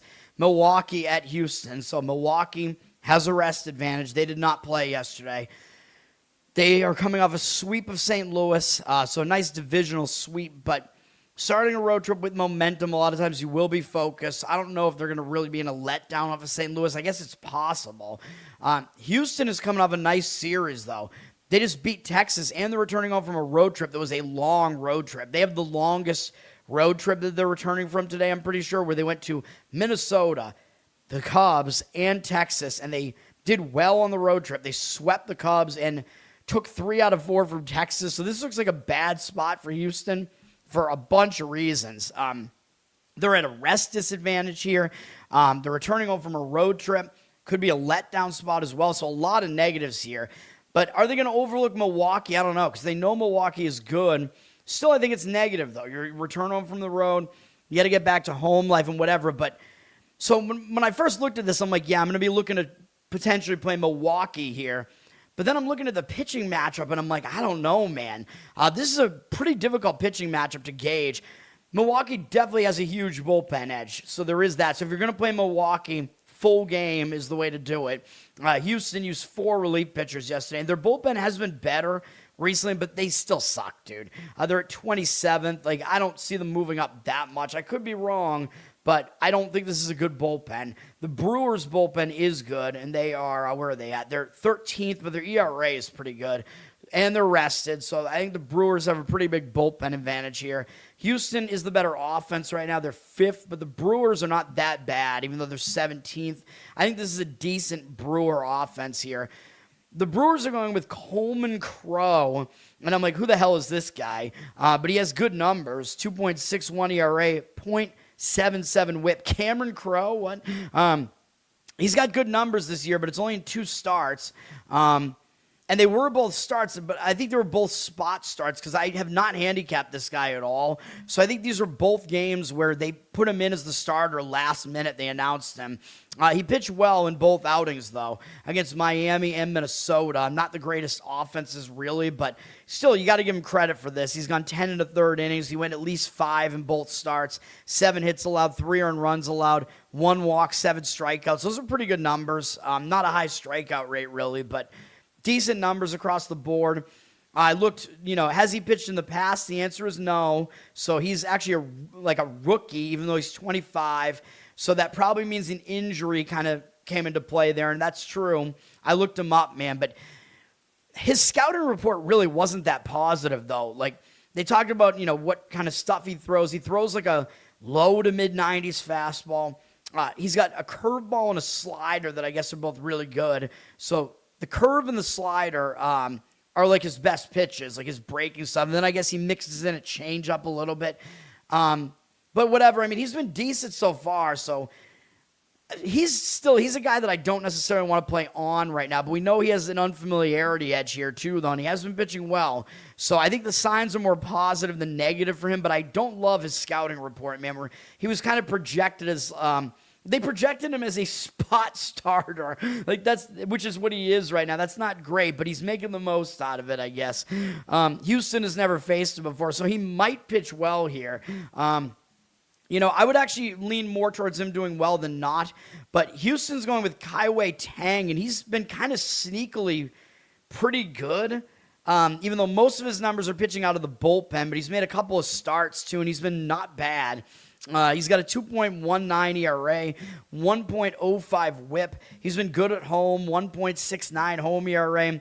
He's made starters workload type of outings. I think they were both actually starts. The last 2 times out, he went 11 combined innings against Texas, which is kind of whatever. They're not a good hitting team. But then at the Cubs, he allowed no runs over that span off of only 4 hits, and he had 13 strikeouts. That's pretty good, but his walk rate was enormous as well, though. He had 7 walks over that span. So that's a bit concerning that it looks like when he goes more innings, he starts walking more guys. But I don't necessarily want to fade him here, though, because he's been pretty effective so far, nonetheless. Over the course of the season, decent strikeout rate, almost 1 per inning, a very low hit rate. And his walk rate is too high. What else is new? Especially in the starts. And most of his appearances have been relief appearances, though. So I don't know. Is he fadeable? Maybe. I still don't think he's fully trustworthy here, but the Brewers have never faced him before, even though he was in the National League a bit last year with the Giants. So I don't know. Both pitchers have an unfamiliarity edge here, at least. So I think this game is a little bit hard to predict, dude. I like Milwaukee. I think if I was going to play this game, that would be how I would lean, given how negative the situation is for Houston, in my opinion. Plus Milwaukee having the bullpen edge, and you could make the argument they have a starting pitching edge. 75% of tickets, 81% of the cash on Milwaukee. So the money kind of agrees, even though Milwaukee's public. I am agreeing with myself. They're around minus 122 here. That's probably the way I would go is Moneyline Milwaukee. I think there are some arguments for the under here. The under looks like it is getting money. 56% of tickets, 71% of the cash on the under. I would do it first 5, though. I know Milwaukee has a rested bullpen, but Houston's bullpen is still a liability, dude. So the total's 8.5 full game. I think under first 5 makes some sense in this game. Both pitchers might be capable of keeping that under, but I think it is a bit risky. I think if I was going to play the game, yeah, first 5 inning under is a possibility, but I think I would much prefer being on the Brewers' money line in that game. All right, Giants at Colorado. Colorado is returning over from a road trip. They went to Arizona and the Dodgers. At least that was a divisional road trip. They did not do well on the road trip at all. They won 1 game out of the 7. But what do you expect when you're the Rockies and you had to play at L.A. for part of that road trip? Now they're back home. Again, it's a negative when you return home, but they might show up because it is a divisional series. They're in last place in the division. They might still show up for this. San Francisco is coming in off of getting swept by Arizona. So both these teams got beaten by Arizona recently. San Francisco is starting a road trip. Neither of these teams played yesterday, I don't believe. So both teams have rest here. San Francisco is in the better spot, though, because Colorado's returning home from the road. I always talk about this, when a team returns home from the road, again, I'm going to say it, they can be distracted. They have to get back to home life. A team leaving home a lot of times does better because they want to get the road trip off on the right foot. Neither team used any relief pitchers yesterday because they didn't pitch. The Giants have the better bullpen. The Giants are 15th right now, but their ERA is quite good. They got the better bullpen. The Rockies are 19th, but their ERA is more than a run higher. So, yeah, Giants have a bullpen edge. Giants' offense is not good, though, although the Rockies' offense has kind of been struggling as well. They're at 25th. Colorado is. The Giants are 28th, so we have some offenses that are definitely struggling, but we have a 10.5 total here because it is in Coors Field. Now, the situation should line up for San Francisco here. Bullpen edge should be towards San Francisco here. Hitting is pretty similar both ways, and San Francisco, looking at this on the surface, you got to think San Francisco has a starting pitching edge here with Logan Webb returning from injury, by the way. But when you start looking into this, maybe not. So Webb is returning from injury. There was something wrong with him, obviously, because his numbers this season are not what you usually get out of him at all. He's usually a solid pitcher, dude. He usually gives you a lot of innings. He's usually going to give you like an ERA that's like in the high 3s and a whip in like the 1.2s. That's not what he's been doing so far this year. 5.06 ERA, 1.4 whip. I expect him to be better. I think there was something wrong with him, and he went on the DL or the IL. He's coming back, which I don't think that's much of a concern for a guy like him. He's a veteran. He's come back from injury before. I think that's fine. He's not like a particularly hard thrower either. Like, he doesn't really rely on velocity that much. He relies on like location, pitch mix, whatever. Webb is also really good on the road, which is really crazy to think about because San Francisco is good at home. I mean, they have a good pitching park at home. Webb was really good at home last year, but this year he's got a 3.96 road ERA compared to 6+ at home. Very interesting. He's been better on the road. He had a really bad outing last time out against San Diego, and that's kind of what put him on the injured list. Looking at his numbers over the course of the season, they're not that bad. He's allowed more than 1 hit per inning, though, but a lot of it was from that last outing.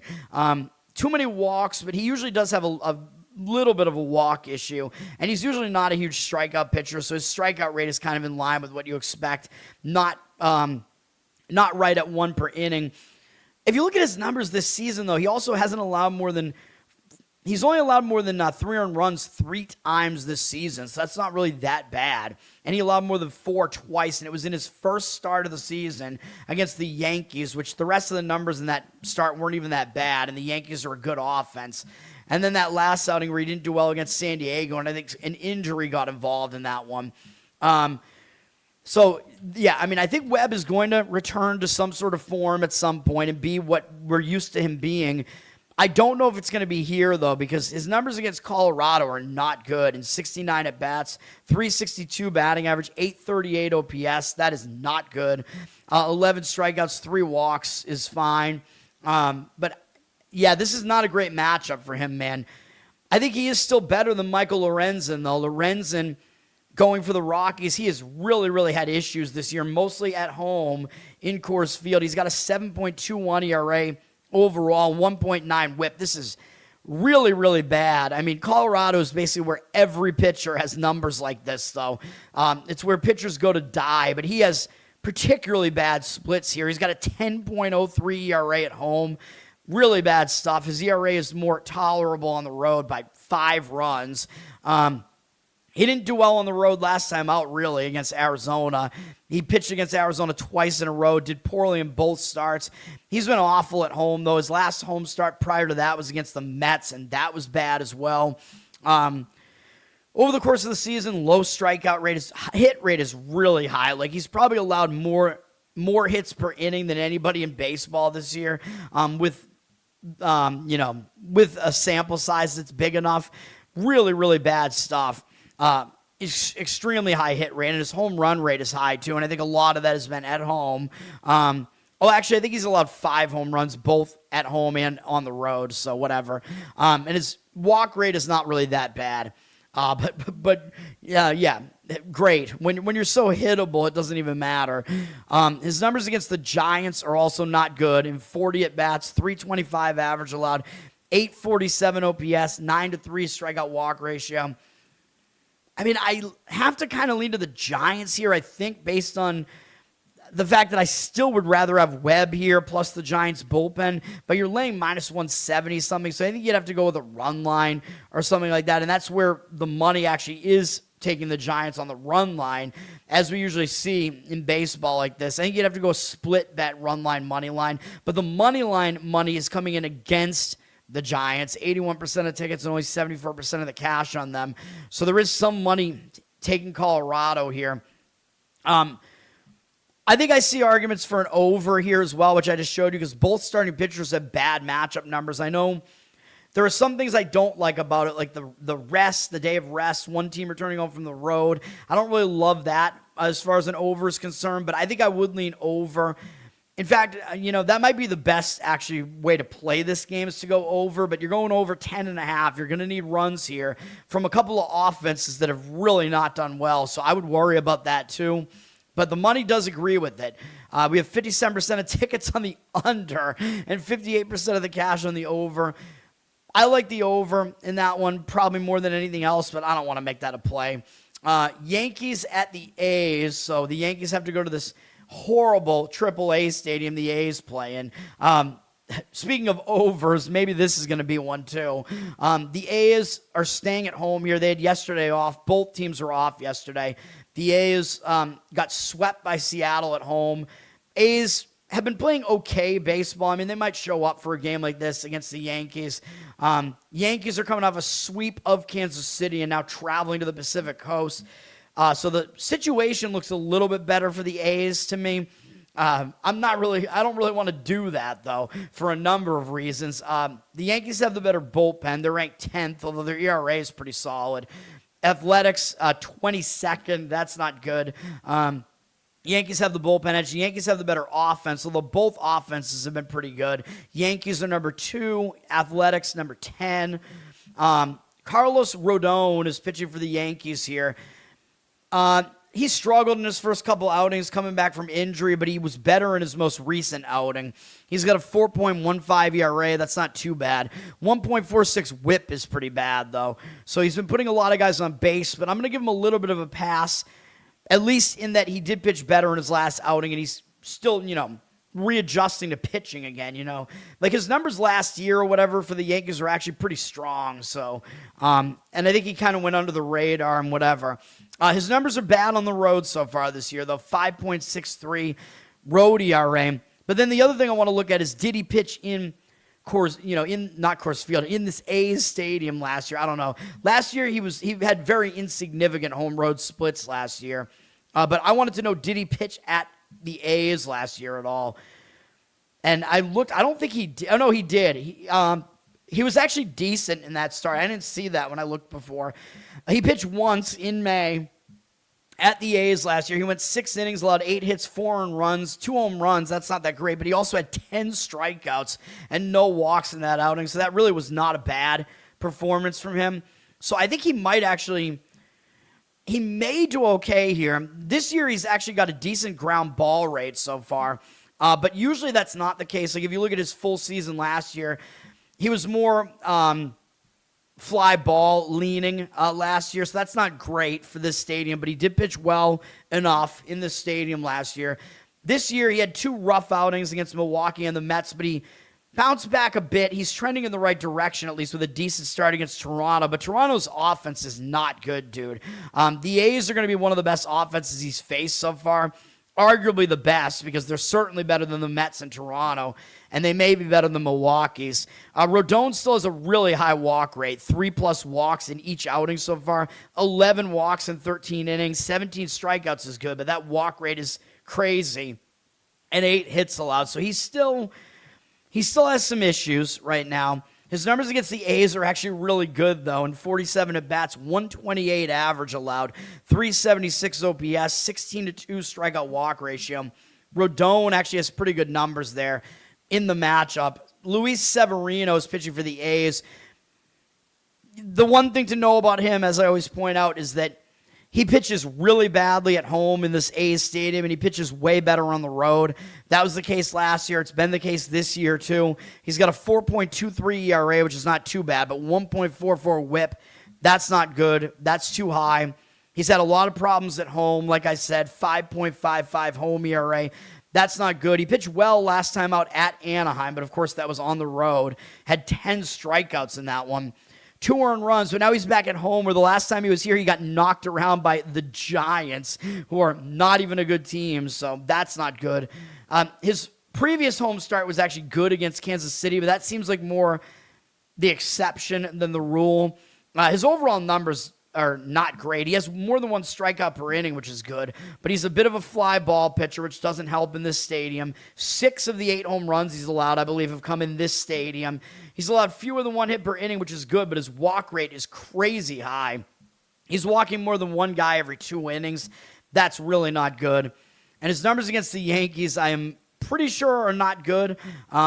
Yeah, they're not great. In 79 at-bats, 278 batting average allowed, 893 OPS, 21-12 strikeout walk ratio. None of that is good. So, unfortunately, I think probably the lean would be the Yankees here. The public's going to be coming in on that side, though. The money looks like it might be as well. The Yankees are around minus 150 or so here. I would maybe start looking towards a split bet on the money line and run line here. You could go Yankees over team total, too. That might be actually the better approach. Now, the Yankees are getting the money on the money line, 88% of tickets, 93% of the cash there. But I think if you want the Yankees, I think over Yankees team total makes more sense. And the total for the full game is 10, and the money is hitting the over on that, too. 64% of tickets are on the under for some reason, 52% of the cash on the over.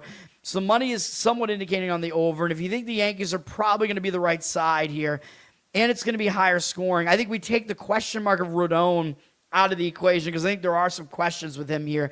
And we just go with what we know is that the Yankees have a pretty good big sample size where they hit well against Severino. We know he's bad at home. So that's the way I think I would go here, is Yankees over team total is probably the way to play it. I know I don't really do team totals, really. I know I did one with success the other day with the Oklahoma City Thunder. But NBA playoffs, I don't know, I feel a bit more confident about that than in other sports. Maybe I should start working those into my arsenal more, but this is one where I think I might do that. I think that's the better way to play that game, is Yankees over team total. But also, if you do that, you might need them to score. What do you need them to score in that game? 6 runs?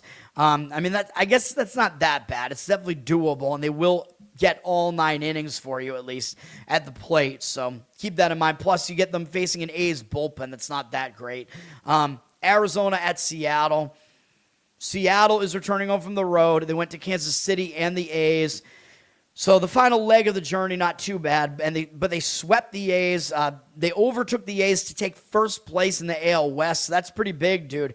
The only way they were going to be able to overtake first place was by sweeping the A's, and they did that, and now they're a half game above them. I do think Seattle is probably the best team in this division, but they're below 500 still.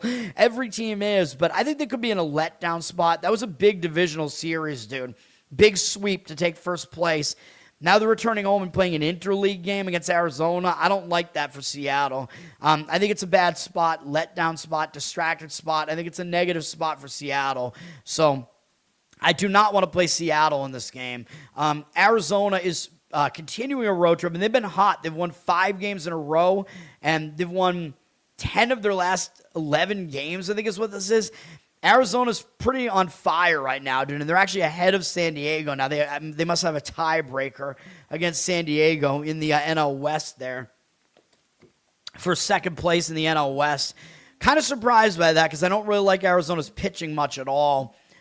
But they might ride that momentum into this series, man. I think it is a better spot for Arizona here, continuing on the road. I don't really like Arizona's bullpen, even though they're ranked 3rd in whip. So I guess I can't argue about that much. But their ERA is still in the 4s. So I don't think they're actually the 3rd best bullpen, but I guess they're a decent bullpen. I think Seattle's just better, even though they're down at 17th. Their bullpen ERA is like a run better. So I think I prefer Seattle's bullpen. Both these teams were off yesterday, by the way, so the bullpens are rested here. Hitting-wise, Arizona's moved way up recently. They're at 10th. They've been hitting well. Seattle is, where are they? They're in the middle of the pack somewhere. Yeah, they're 15th. So both offenses, have been starting to do a little bit better here. Zach Gallen is pitching for Arizona. He hasn't been great. 4.8 ERA, 1.44 whip. He's been bad on the road, 7.25 road ERA. He's been way worse on the road, more than 4 runs worse on the ERA. But he is pitching in a pitcher-friendly Seattle stadium here, so that should help, you would think. He hasn't been pitching that well this month. He has a very evil 6.66 ERA this month with more than 1 hit allowed per inning, with way too many walks, almost 1 every 2 innings, not quite, but close, and fewer than 1 strikeout per inning. That's kind of been what he's done all season. He's allowed more than 1 hit per inning as well, which is not good. The walk rate is kind of high, and the strikeout rate is definitely too low for a guy like him, where I think he used to have better strikeout stuff in the past. Not good. I don't think I really trust Gallen here, man. Although his numbers against Seattle are actually quite good. In 46 at-bats, 152 average allowed, 546 OPS, 12-4 strikeout walk ratio. So there are some positives for Gallen, but I worry about his current form. I worry about his road numbers. George Kirby is pitching for Seattle. He's been pretty good. 3.54 ERA, 1.21 whip. A little bit worse at home, which is kind of surprising. 3.79 home ERA. Not that much worse than he is on the road, though. Seattle being a pitcher-friendly park. Kirby has been in pretty good form this month. He had 1 shaky outing against San Diego, but he's got 21 strikeouts, 5 walks this month. However, he's allowed more than 1 hit per inning, 27 and 23 and 2/3 innings, so that's not great. Over the course of the season, he's allowed fewer than 1 hit per inning by a little bit. His walk rate is pretty low. His strikeout rate is not high, though, but he's been a big ground ball pitcher this year, which is decent, I guess. And his strikeout rate, you'd like to see it a little bit higher than that. Against, what are we talking about? Who are we talking about here? Arizona. He's got a small sample size against them, but good numbers. In 13 at-bats, they only have 2 hits against him, no extra base hits. Only 5 of their hitters have ever faced him. He's held him to a 154 batting average, 308 OPS, 4 strikeouts, no walks. So good numbers from Kirby here against Arizona. Based on the matchup numbers, you could definitely make an argument for the under in this game. And the bullpens are rested, and I guess I wouldn't necessarily want to exclude either bullpen here. The money is indicating that way. We have 77% of tickets on the over. The total's 7. So the odds makers are telling you that this is going to be a low-scoring game. 66% of the cash on the over as well. So the less of the cash than the tickets. So the money is kind of indicating towards the under here. I agree. I think that probably would be the way I would attack this game if I was going to play it. I would lean under in this one. I kind of lean towards Arizona as well. It seems like the money's coming in that way on the money line, at least. Seattle's a minus 150-something favorite. I don't know if they deserve to be that on the road, in a road trip return spot, although I think Kirby probably is the better overall pitcher than Gallen, though. I mean, we see the numbers. I think that is the case. And I like Seattle's bullpen better. So I think matchup-wise, yeah, Seattle does have some advantages there. Situationally, they don't. 66% of tickets are on Seattle. 54% of the cash on Arizona. Excuse me. I could see the arguments for it, and I think at least Arizona's pitching might match up well enough that it might be, I could see the argument for taking a shot with Arizona at a decent underdog price there. And maybe you could even do a split bet, run line, money line, and take them +1. Plus, it's a low total, so that means the underdog might stay in the game. A +1 run line, like make your own is what I meant. But yeah, because the low total, that means the underdog has a better chance to stay in the game. But I think under is still my preferred approach in that game. Apple TV has the last game, Philadelphia and the Dodgers, which is going to be one of the big weekend series, two big markets here. Dodgers have the way better record, but as I've been pointing out, Philly's not as bad as their record looks. But the Dodgers are staying at home. They just swept Colorado. I really don't even know if they're going to consider that to be a big deal. They've won 5 games in a row now. They've won 7 of their last 8. And actually, they've won a lot of games recently. I think they've won 12 of their last 14 games. Dodgers are playing some good baseball right now, but of course, they're the best team in baseball. And they have such starting pitching depth that they can overcome all these starting pitching injuries like they did last year. And then last year, going into the playoffs, their starting pitchers were healthy again and rested because they missed a huge chunk of the season. I almost think the Dodgers do that intentionally. Oh, yeah, Glasnow is hurt again. Snell is hurt again. Like they want to get him a little bit of action earlier in the season. Then, oh, yeah, they're hurt again. And then if I was the Dodgers, what I would do is I'd bring them back late in the season, get them a couple of starts towards the end of the season so they're ready again. Then you got them in the playoffs, you know what I mean? Philly is already out on the Pacific Coast, so they're not traveling that far here. They just swept San Diego. The games were pretty close. Philly's pitching was good in that series. Now, San Diego's offense is not good, though, and it is a pitcher-friendly park. Philadelphia's stepping up in class, though, to face the Dodgers, especially offensively. The Dodgers' offense is, like, in a different league than San Diego's right now. Both teams were off yesterday, I'm pretty sure, so we have rested bullpens. The Dodgers' bullpen has been excellent. They're number 2 in WHIP, but I think they might be number 1 in bullpen ERA. They've been a really good bullpen. Philly's bullpen has been okay. They're 14th, so not too bad. Dodgers have the number 1 offense. That's where the bigger gap is here. Philadelphia is 27th, so Philly has definitely struggled on the offensive side of things. Zach Wheeler is pitching for Philly, and you look at the starting pitching matchup, you might think, hey, this is actually a good starting pitching matchup for Philly. And yeah, Zach Wheeler, he's basically their ace again. Well, Christopher Sanchez has been so good, you got to consider him to be their ace now. But they basically have 2 aces because Wheeler has been their ace for so long, and he's still pitching like it. Since he's come back from injury, he's got a 1.67 ERA, 0.82 WHIP. That's all good. He's been good on the road as well, even better. 1.42 road ERA.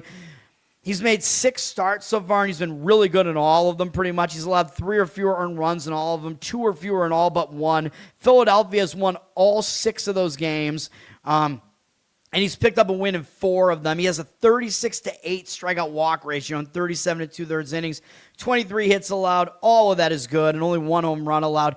His numbers are really good across the board. However, the Dodgers have done a lot of damage against him in the past. They have 135 at-bats against him, and a lot of it is Freeman and Rojas. They have a ton of at-bats against him, but these guys have hit him well. He's got bad numbers against the Dodgers.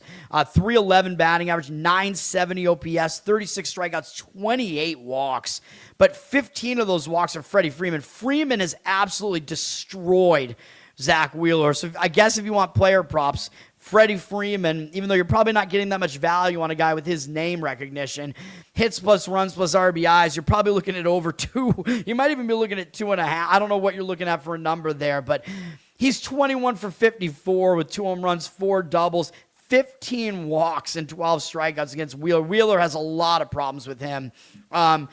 But that does skew these numbers because, like, basically one guy is doing a ton of damage to him, but some of these other guys have hit him well as well. So I don't like the matchup for Wheeler here. Justin Robleski is pitching for the Dodgers. He's been good, 3.07 ERA, 1.11 WHIP, but his numbers are starting to regress, which I think is expected because he's kind of a junk pitcher who was overperforming. He's been a little bit worse at home, 3.38 home ERA. 2 of his last 3 starts have been kind of ugly. He's allowed 5+ earned runs in each of them, but he went pretty deep still into both outings, and still his strikeout walk ratio this month isn't that bad, 16-5. He's allowed a little bit more than 1 hit per inning here. He's facing the Phillies, who haven't been that great of an offense so far. Robleski has a really low strikeout rate, but his walk rate is pretty low and his hit rate is pretty low, so he's not striking guys out, but he's just not putting guys on base. However he's doing that, I don't know, because he's not a ground ball pitcher either. He'll be going up against the Phillies here. The Phillies have an 800 batting average off him and a 2,400 OPS, but it's only in 5 at-bats.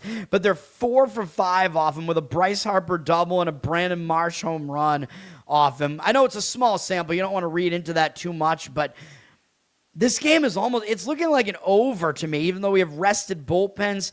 The starting pitchers, I know that sounds insane, and the money's coming in on the under because both pitchers have had good seasons. 62% of tickets on the over, 51% of the cash on the under. So the money's hitting the under, total of 8. But both starting pitchers have some kind of bad matchup numbers here, man.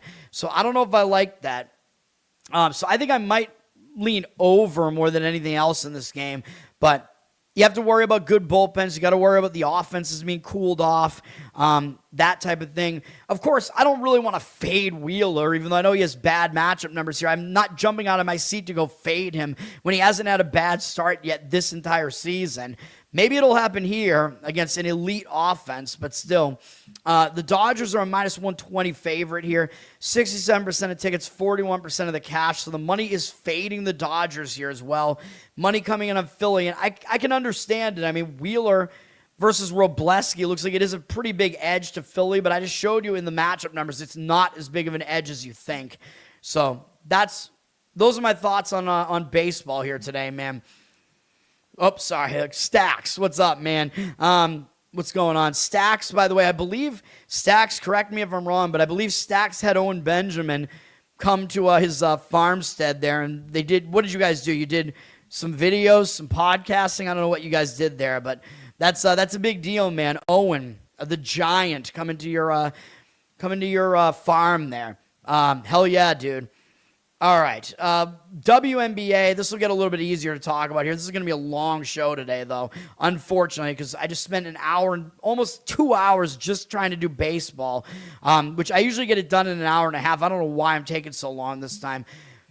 WNBA, we have 4 games here. I don't really like this card. We have Phoenix at New York. These teams just played each other, and I leaned to the Liberty in that one because they played some bad games recently. They bounced back. They got the win. I think they covered as well. So a good game for the Liberty, but now does it mean this is going to zigzag back towards Phoenix? I mean, it might. The Liberty had one really good quarter in that game in the third to get them that game and that cover. And I was correct. They covered. They covered the -4.5. The one big outlier here is the Liberty hit 47% of their three-pointers, but they did have more field goal attempts as well. But still, they're probably going to regress from three-point range. Like, that was just a crazy three-point percentage. They also hit 100% of their free throws, which is unlikely to happen again. And Phoenix went to the line more, but missed 8 free throws and only shot 64%, so they might get a little bit better from the free throw line, and the rebounds were even. So there are some indicators of maybe some regression coming for the Liberty here. And the Liberty have not played up to their talent level, though. I think they're one of the better teams in the league, but they're only at 4-4. But I would lean to Phoenix here. I think the regression and positive regression looks like it would indicate towards Phoenix in this game from what I just showed you. The Liberty don't have a big game up next, though. It's against Toronto. Like, who cares? An expansion team. But I think Phoenix might be able to make some adjustments here. That's kind of the idea with the zigzag, is that the team that didn't play well the previous game, especially if there are some outliers in there, that team tends to play a little bit better. I would lean to Phoenix here, plus the points, and you're getting 5.5 now. It actually opened 6.5, and it closed 4.5 in the previous game, so you're getting a little bit of line value on Phoenix, too. After that last game, it looks like the line got skewed a little bit towards the Liberty for no reason other than that they had a good third quarter and hit a bunch of threes. The money seems to agree with me on this. 63% of the tickets and only 56% of the cash on the Liberty. So I would agree with taking Phoenix in that one, plus the points, the Mercury. Owen's coming on June 3rd. Hell yeah. So he's going to be on your show and doing some farming with you, right? Because you guys both live on farms. You guys both operate farms. Hell yeah. Washington is hosting the LA Sparks here. Washington's returning home from a long road trip. They've been on the road for 2 weeks. So that's a long road trip.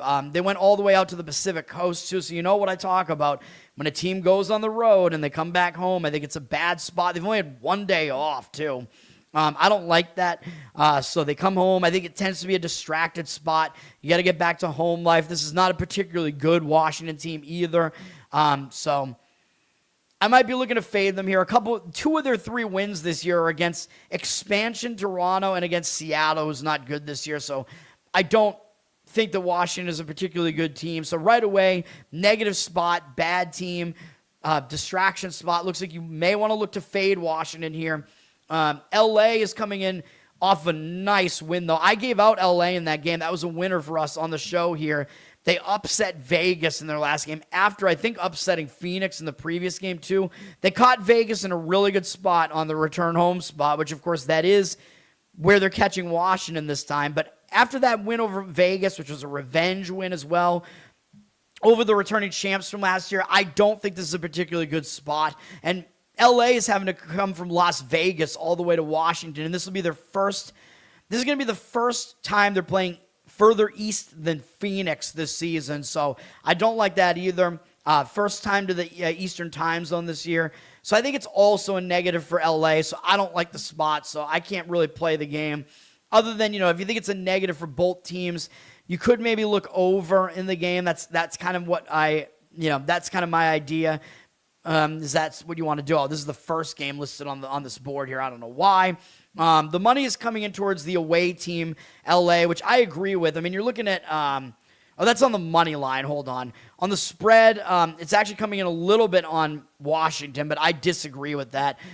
They're minus 2.5 right now. The money's come in a little bit on them to drive that line up, but 53% of tickets, 50% of the cash on Washington. So Washington is getting a little bit of the money, but I think I would lean towards fading them in this game. And the money's also on the under 167.5. I don't know if I agree with that, but a lot of money has driven that total down. 56% of tickets on the over, 66% of the cash on the under. Usually in a bad spot, though, I think it affects defenses more. So I don't know. I tend to lean over, but I don't really do anything with WNBA totals. So I think I would lean LA on the side, though, but I don't like the spot for either team. So staying away from that one as well. Minnesota at Chicago. This is going to be a repeat matchup of earlier in the season where Chicago beat Minnesota at Minnesota. So this is a road revenge spot for Minnesota here. Chicago, I don't think they're going to overlook the game, though, and that's one problem I have with this. So Chicago did beat Minnesota at home earlier, which is a big win. Minnesota was one of the best teams in the league last year. They're good again this year, although their best player, Collier, is still hurt for another probably week or more right now. But now Chicago, it's not quite revenge because they've actually played Minnesota twice, so my mistake. So it actually might be a zigzag spot in favor of Chicago here, so my apologies. Because Chicago actually did suffer the road revenge already. Minnesota got them back on May 23rd. Minnesota went into Chicago and beat them. So the road team has won each matchup so far in the season series. It's been a zigzag so far. So that might actually indicate towards Minnesota this time here. Or no, that might indicate towards Chicago, because they lost at home to Minnesota 2 games ago. And then coming up that game, they lost to Toronto, which I gave out a lean on Toronto in that game. It wasn't strong, but I thought Chicago being in kind of a Minnesota sandwich here, a Juicy Lucy. I didn't really like it, especially, Juicy Lucy. That sounds more ridiculous for a WNBA sandwich spot. If you don't know what the Juicy Lucy is, it's a Minneapolis, I think it's Minneapolis and or St. Paul creation where 2 different restaurants claim that they did it first. It's a cheeseburger where it's 2 patties that get mashed together with cheese in between the 2 patties and then it gets cooked with the cheese in between the 2. So when you bite into it, the cheese explodes in your mouth. It's very gay, although it's called the Juicy. Well, I don't know. Juicy Lucy. If you're biting into a Lucy, maybe that's not gay. And it also totally scorches your mouth and ruins your mouth because it's lava hot, like liquid hot cheese. Anyway, Chicago might actually bounce back here, man, because that was a bad game. They lost as a favorite against Toronto. The previous game, they were here at home and lost to Minnesota. Minnesota got the revenge against them. You got to go look at what happened in this game. Well, Chicago shot pretty poorly in the game. The field goal attempts were almost even, but Chicago shot 32% from the field. They also didn't shoot that well from three, although they took way more threes. So it looks like there might be some positive regression for Chicago. Shooting-wise, they might shoot better here, especially because Angel Reese isn't on the team anymore, bringing their field goal percentage down. So there might be room for some positive regression there for Chicago shooting-wise, but I have some major issues with it, though, man. Minnesota lost the turnover battle by 13 and still won the game by double digits. That's bad for Chicago. Chicago had 9 more free throw attempts and hit 6 more free throws and still lost by 10. That's not good. And perhaps worst of all, Minnesota absolutely wrecked them on the rebounds, 54-28. That is not something I would really necessarily want to fade here. Minnesota, they're coming into this game off a nice win over Atlanta, and they did beat Chicago in the last game, the game prior to that. So I still think the situation does set up for Chicago. There is some room for regression there, positive regression shooting-wise, but there are a lot of things that indicate that Minnesota dominated that game, so I don't really love it that much. Minnesota is also a good defense, so it's not totally out of character for them to have their opponent not shoot well. You know what I mean? Some of that is because Minnesota's defense is good, so I'm going to stay away. I will slightly lean towards Chicago here plus the points, but I don't love it. Minnesota, 66% of tickets, 60% of the cash. They're laying 4.5, which is about what they were laying in the previous game as well. So the odds makers are telling you Minnesota's the better team, even without Collier. Once she comes back, they're going to be a top team in the league. But, yeah, even right now, they're laying points on the road. But the money is indicating towards Chicago. I will agree slightly. Atlanta at Portland is the last game. This is a complete mismatch. Atlanta is one of the better teams in the league, even though they have Angel Reese, who I don't like. She's a good rebounder, though, but she's a terrible offensive player. Portland is an expansion team, and I know they're 5-3, which isn't bad, but I mean, what have they done? I don't know, man. I mean, they've beaten Connecticut twice. They've beaten Toronto. I mean, I know they beat New York twice, which is crazy, but the Liberty have really been struggling so far, so I don't know. I'm not really that impressed by what Portland has done so far here. You know what I mean? Like 3 of their 5 wins are against bad teams. Portland is staying at home. They did just beat us, and they should not have even won that game, as I already lamented on the show. Connecticut just stopped scoring at the end of that game. Connecticut was winning by 5 with 8 minutes to go in that game, and they lost by 10 and didn't even cover the 6.5 for us. Come on, man. Connecticut scored 2 points over 8 minutes right near the end, or over 7 minutes, whatever, right near the end of that game. Unacceptable. Completely unacceptable. Absolutely insane. So, and then Connecticut only hit 1 3 in the game. There were some major, major outliers in that game, too. So, Portland is not as good as they looked in that game. So, I don't like it for that reason. However, they're going to get up for a game against Atlanta. You know, you're going to get up for a game against a team that's one of the better teams in the league. You know, like, you're not going to overlook Atlanta, but Atlanta might be too much for them. Atlanta is coming off that loss at Minnesota. That was a big game, but they lost by double digits, so they may be kind of in bounce-back territory here. I don't have a strong opinion on this one. This game is a hard one for me to figure out, because if you want Atlanta, you do have to lay a lot of points on the road here, a 9.5, and that's gone down from 10.5. 38% of the tickets, 62% of the tickets are actually on the underdog here, but it looks like it's a public underdog on Portland, so 62% of tickets on Portland. I don't like that, but 64% of the cash on Portland as well. So Portland is getting more of the money here. But to me, they look like more of a public underdog, though, and that is not something I would want to deal with. Like, it almost looks crazy to get 9.5 points with a 5-3 team against a 4-2 team. You know what I mean? So I do think Portland might be a little bit public there as an underdog, which I don't want. I think I would lean towards laying it with Atlanta there, but I don't want anything to do with it. And then we have hockey to finish this off. Carolina has a chance to end the series here and give us our Stanley Cup final matchup that is probably already going to happen. Carolina is a big favorite here. Carolina has dominated this series, dude. I think they're going to win. I think it is over here, but I don't want to put money on it. You're laying a huge price for them here. I've had a good read on the series. I gave you guys Montreal in game 1 because Carolina was coming off a ridiculous 11-day layoff. And they started out really bad. They had a horrible first period in the game, and that's why Montreal won. Since the first period in that game, Carolina has absolutely dominated.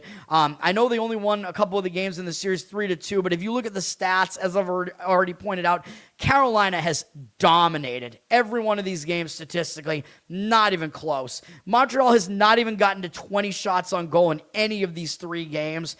That is ridiculous. The Carolina is stifling them defensively to that extent, not even having to rely on Anderson that much to get the job done, although he shut Montreal out in the last game. I think they had 18 or 19 shots in this one. Montreal had 12 shots each in the prior couple of games. That's not going to get it done, man. And they had 9 in one game in the first series against Tampa Bay, and they won that game, which is ridiculous. Montreal should not have even gotten through that Tampa Bay series, dude. I'm sorry. Carolina is clearly the better team.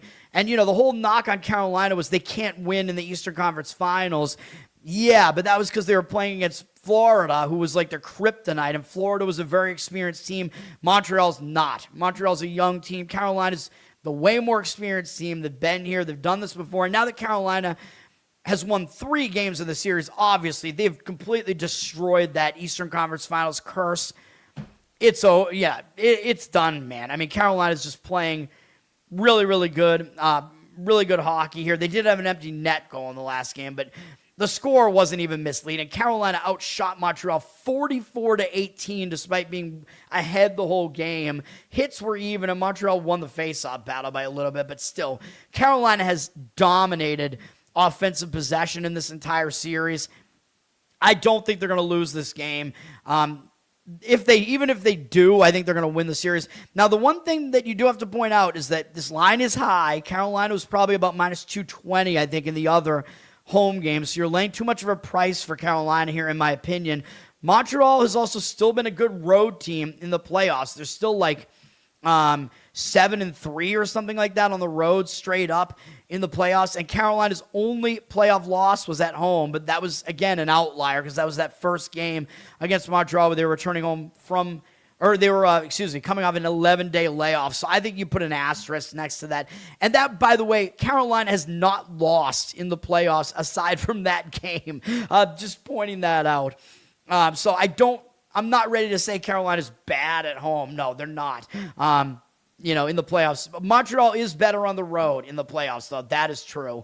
But Carolina has only lost that one game at home.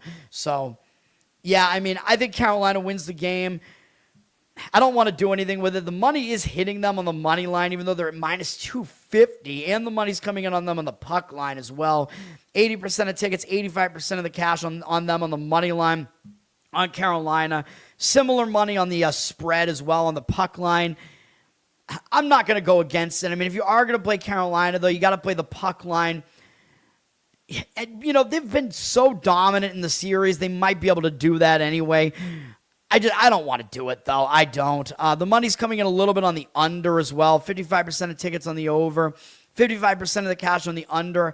I can kind of see the argument for that because Montreal's offense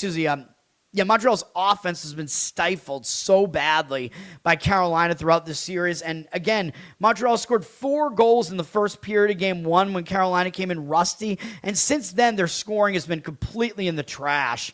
So, yeah, I mean, under, I guess, makes some sense. Under the 5.5. I don't want to do that either, though. When it's a 3-1 series like this, things can get a little bit out of hand, out of control. You might get some penalties, some power plays at the end, some crazy crap, some empty netters. I don't want to deal with that. This game is on TNT, True TV, HBO Max. Watch it, of course, if you want.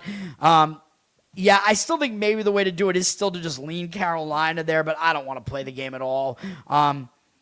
That's going to do it, man. Long show, Dirty Sock, what's up? Thanks for hanging out. I do not have a good feeling about this, just so you know, but my 2 plays today are the first 2 games on the board. over 9.5 Braves, Reds. And the other one is first 5 innings, under 4, Twins, Pirates. We're Jonesing, baby. Jared Jones. Let's go back to it, man. Up against the Taj Mahal. Let's do it, man. Hopefully it'll be a Taj Mahal of money that we'll be bringing in with those plays today. I don't know, man. I don't think I have a good feel, though. I felt really discombobulated. Like, I did the handicapping mostly last night. Then, some of the pitchers changed. I don't have a site that I can use anymore at all right now with the way the sites are with the betting split. So I'm using that, whatever the fuck that site is that I was just looking at. Tough going for me, man. I might have to start buying Odds Logic, and I want to save my money. So I don't know. That's going to do it. Learn to Toad on Twitter. Learn to Toad on Instagram. Check it all out. You can subscribe to me on Twitter. You get in a group chat with us, although it's not very active, but Jeffrey asks questions in there sometimes or whatever. Jeffrey, come back to the show, man. You don't have to bet these things. You can still listen to me. So you can check that Twitter subscription out if you want to support me that way. Obviously, subscribe to the show here, tell people about it. We're still on a good run here, man. Hopefully that can continue. Obviously, there are going to be down swings, though, so I'm expecting there might be some bad ones incoming, but we'll see. Baseball's been really good this season, though. Surprisingly, it's been NBA playoffs that have been my weak point so far. NHL playoffs have gone well. WNBA has gone well, so whatever. What else did I have to do? Have to promote here? We're on audio with this show as well. Apple, Spotify, Spreaker. Going over there helps me out as well. Losercast every Tuesday night. You can check that out. You can find that. All of this is in my link tree and the G-Spot Giants podcast. I presume, I keep saying that, I know. I got to talk to Ben. We should figure something out, man. Get the season preview episode of that going. That's going to do it.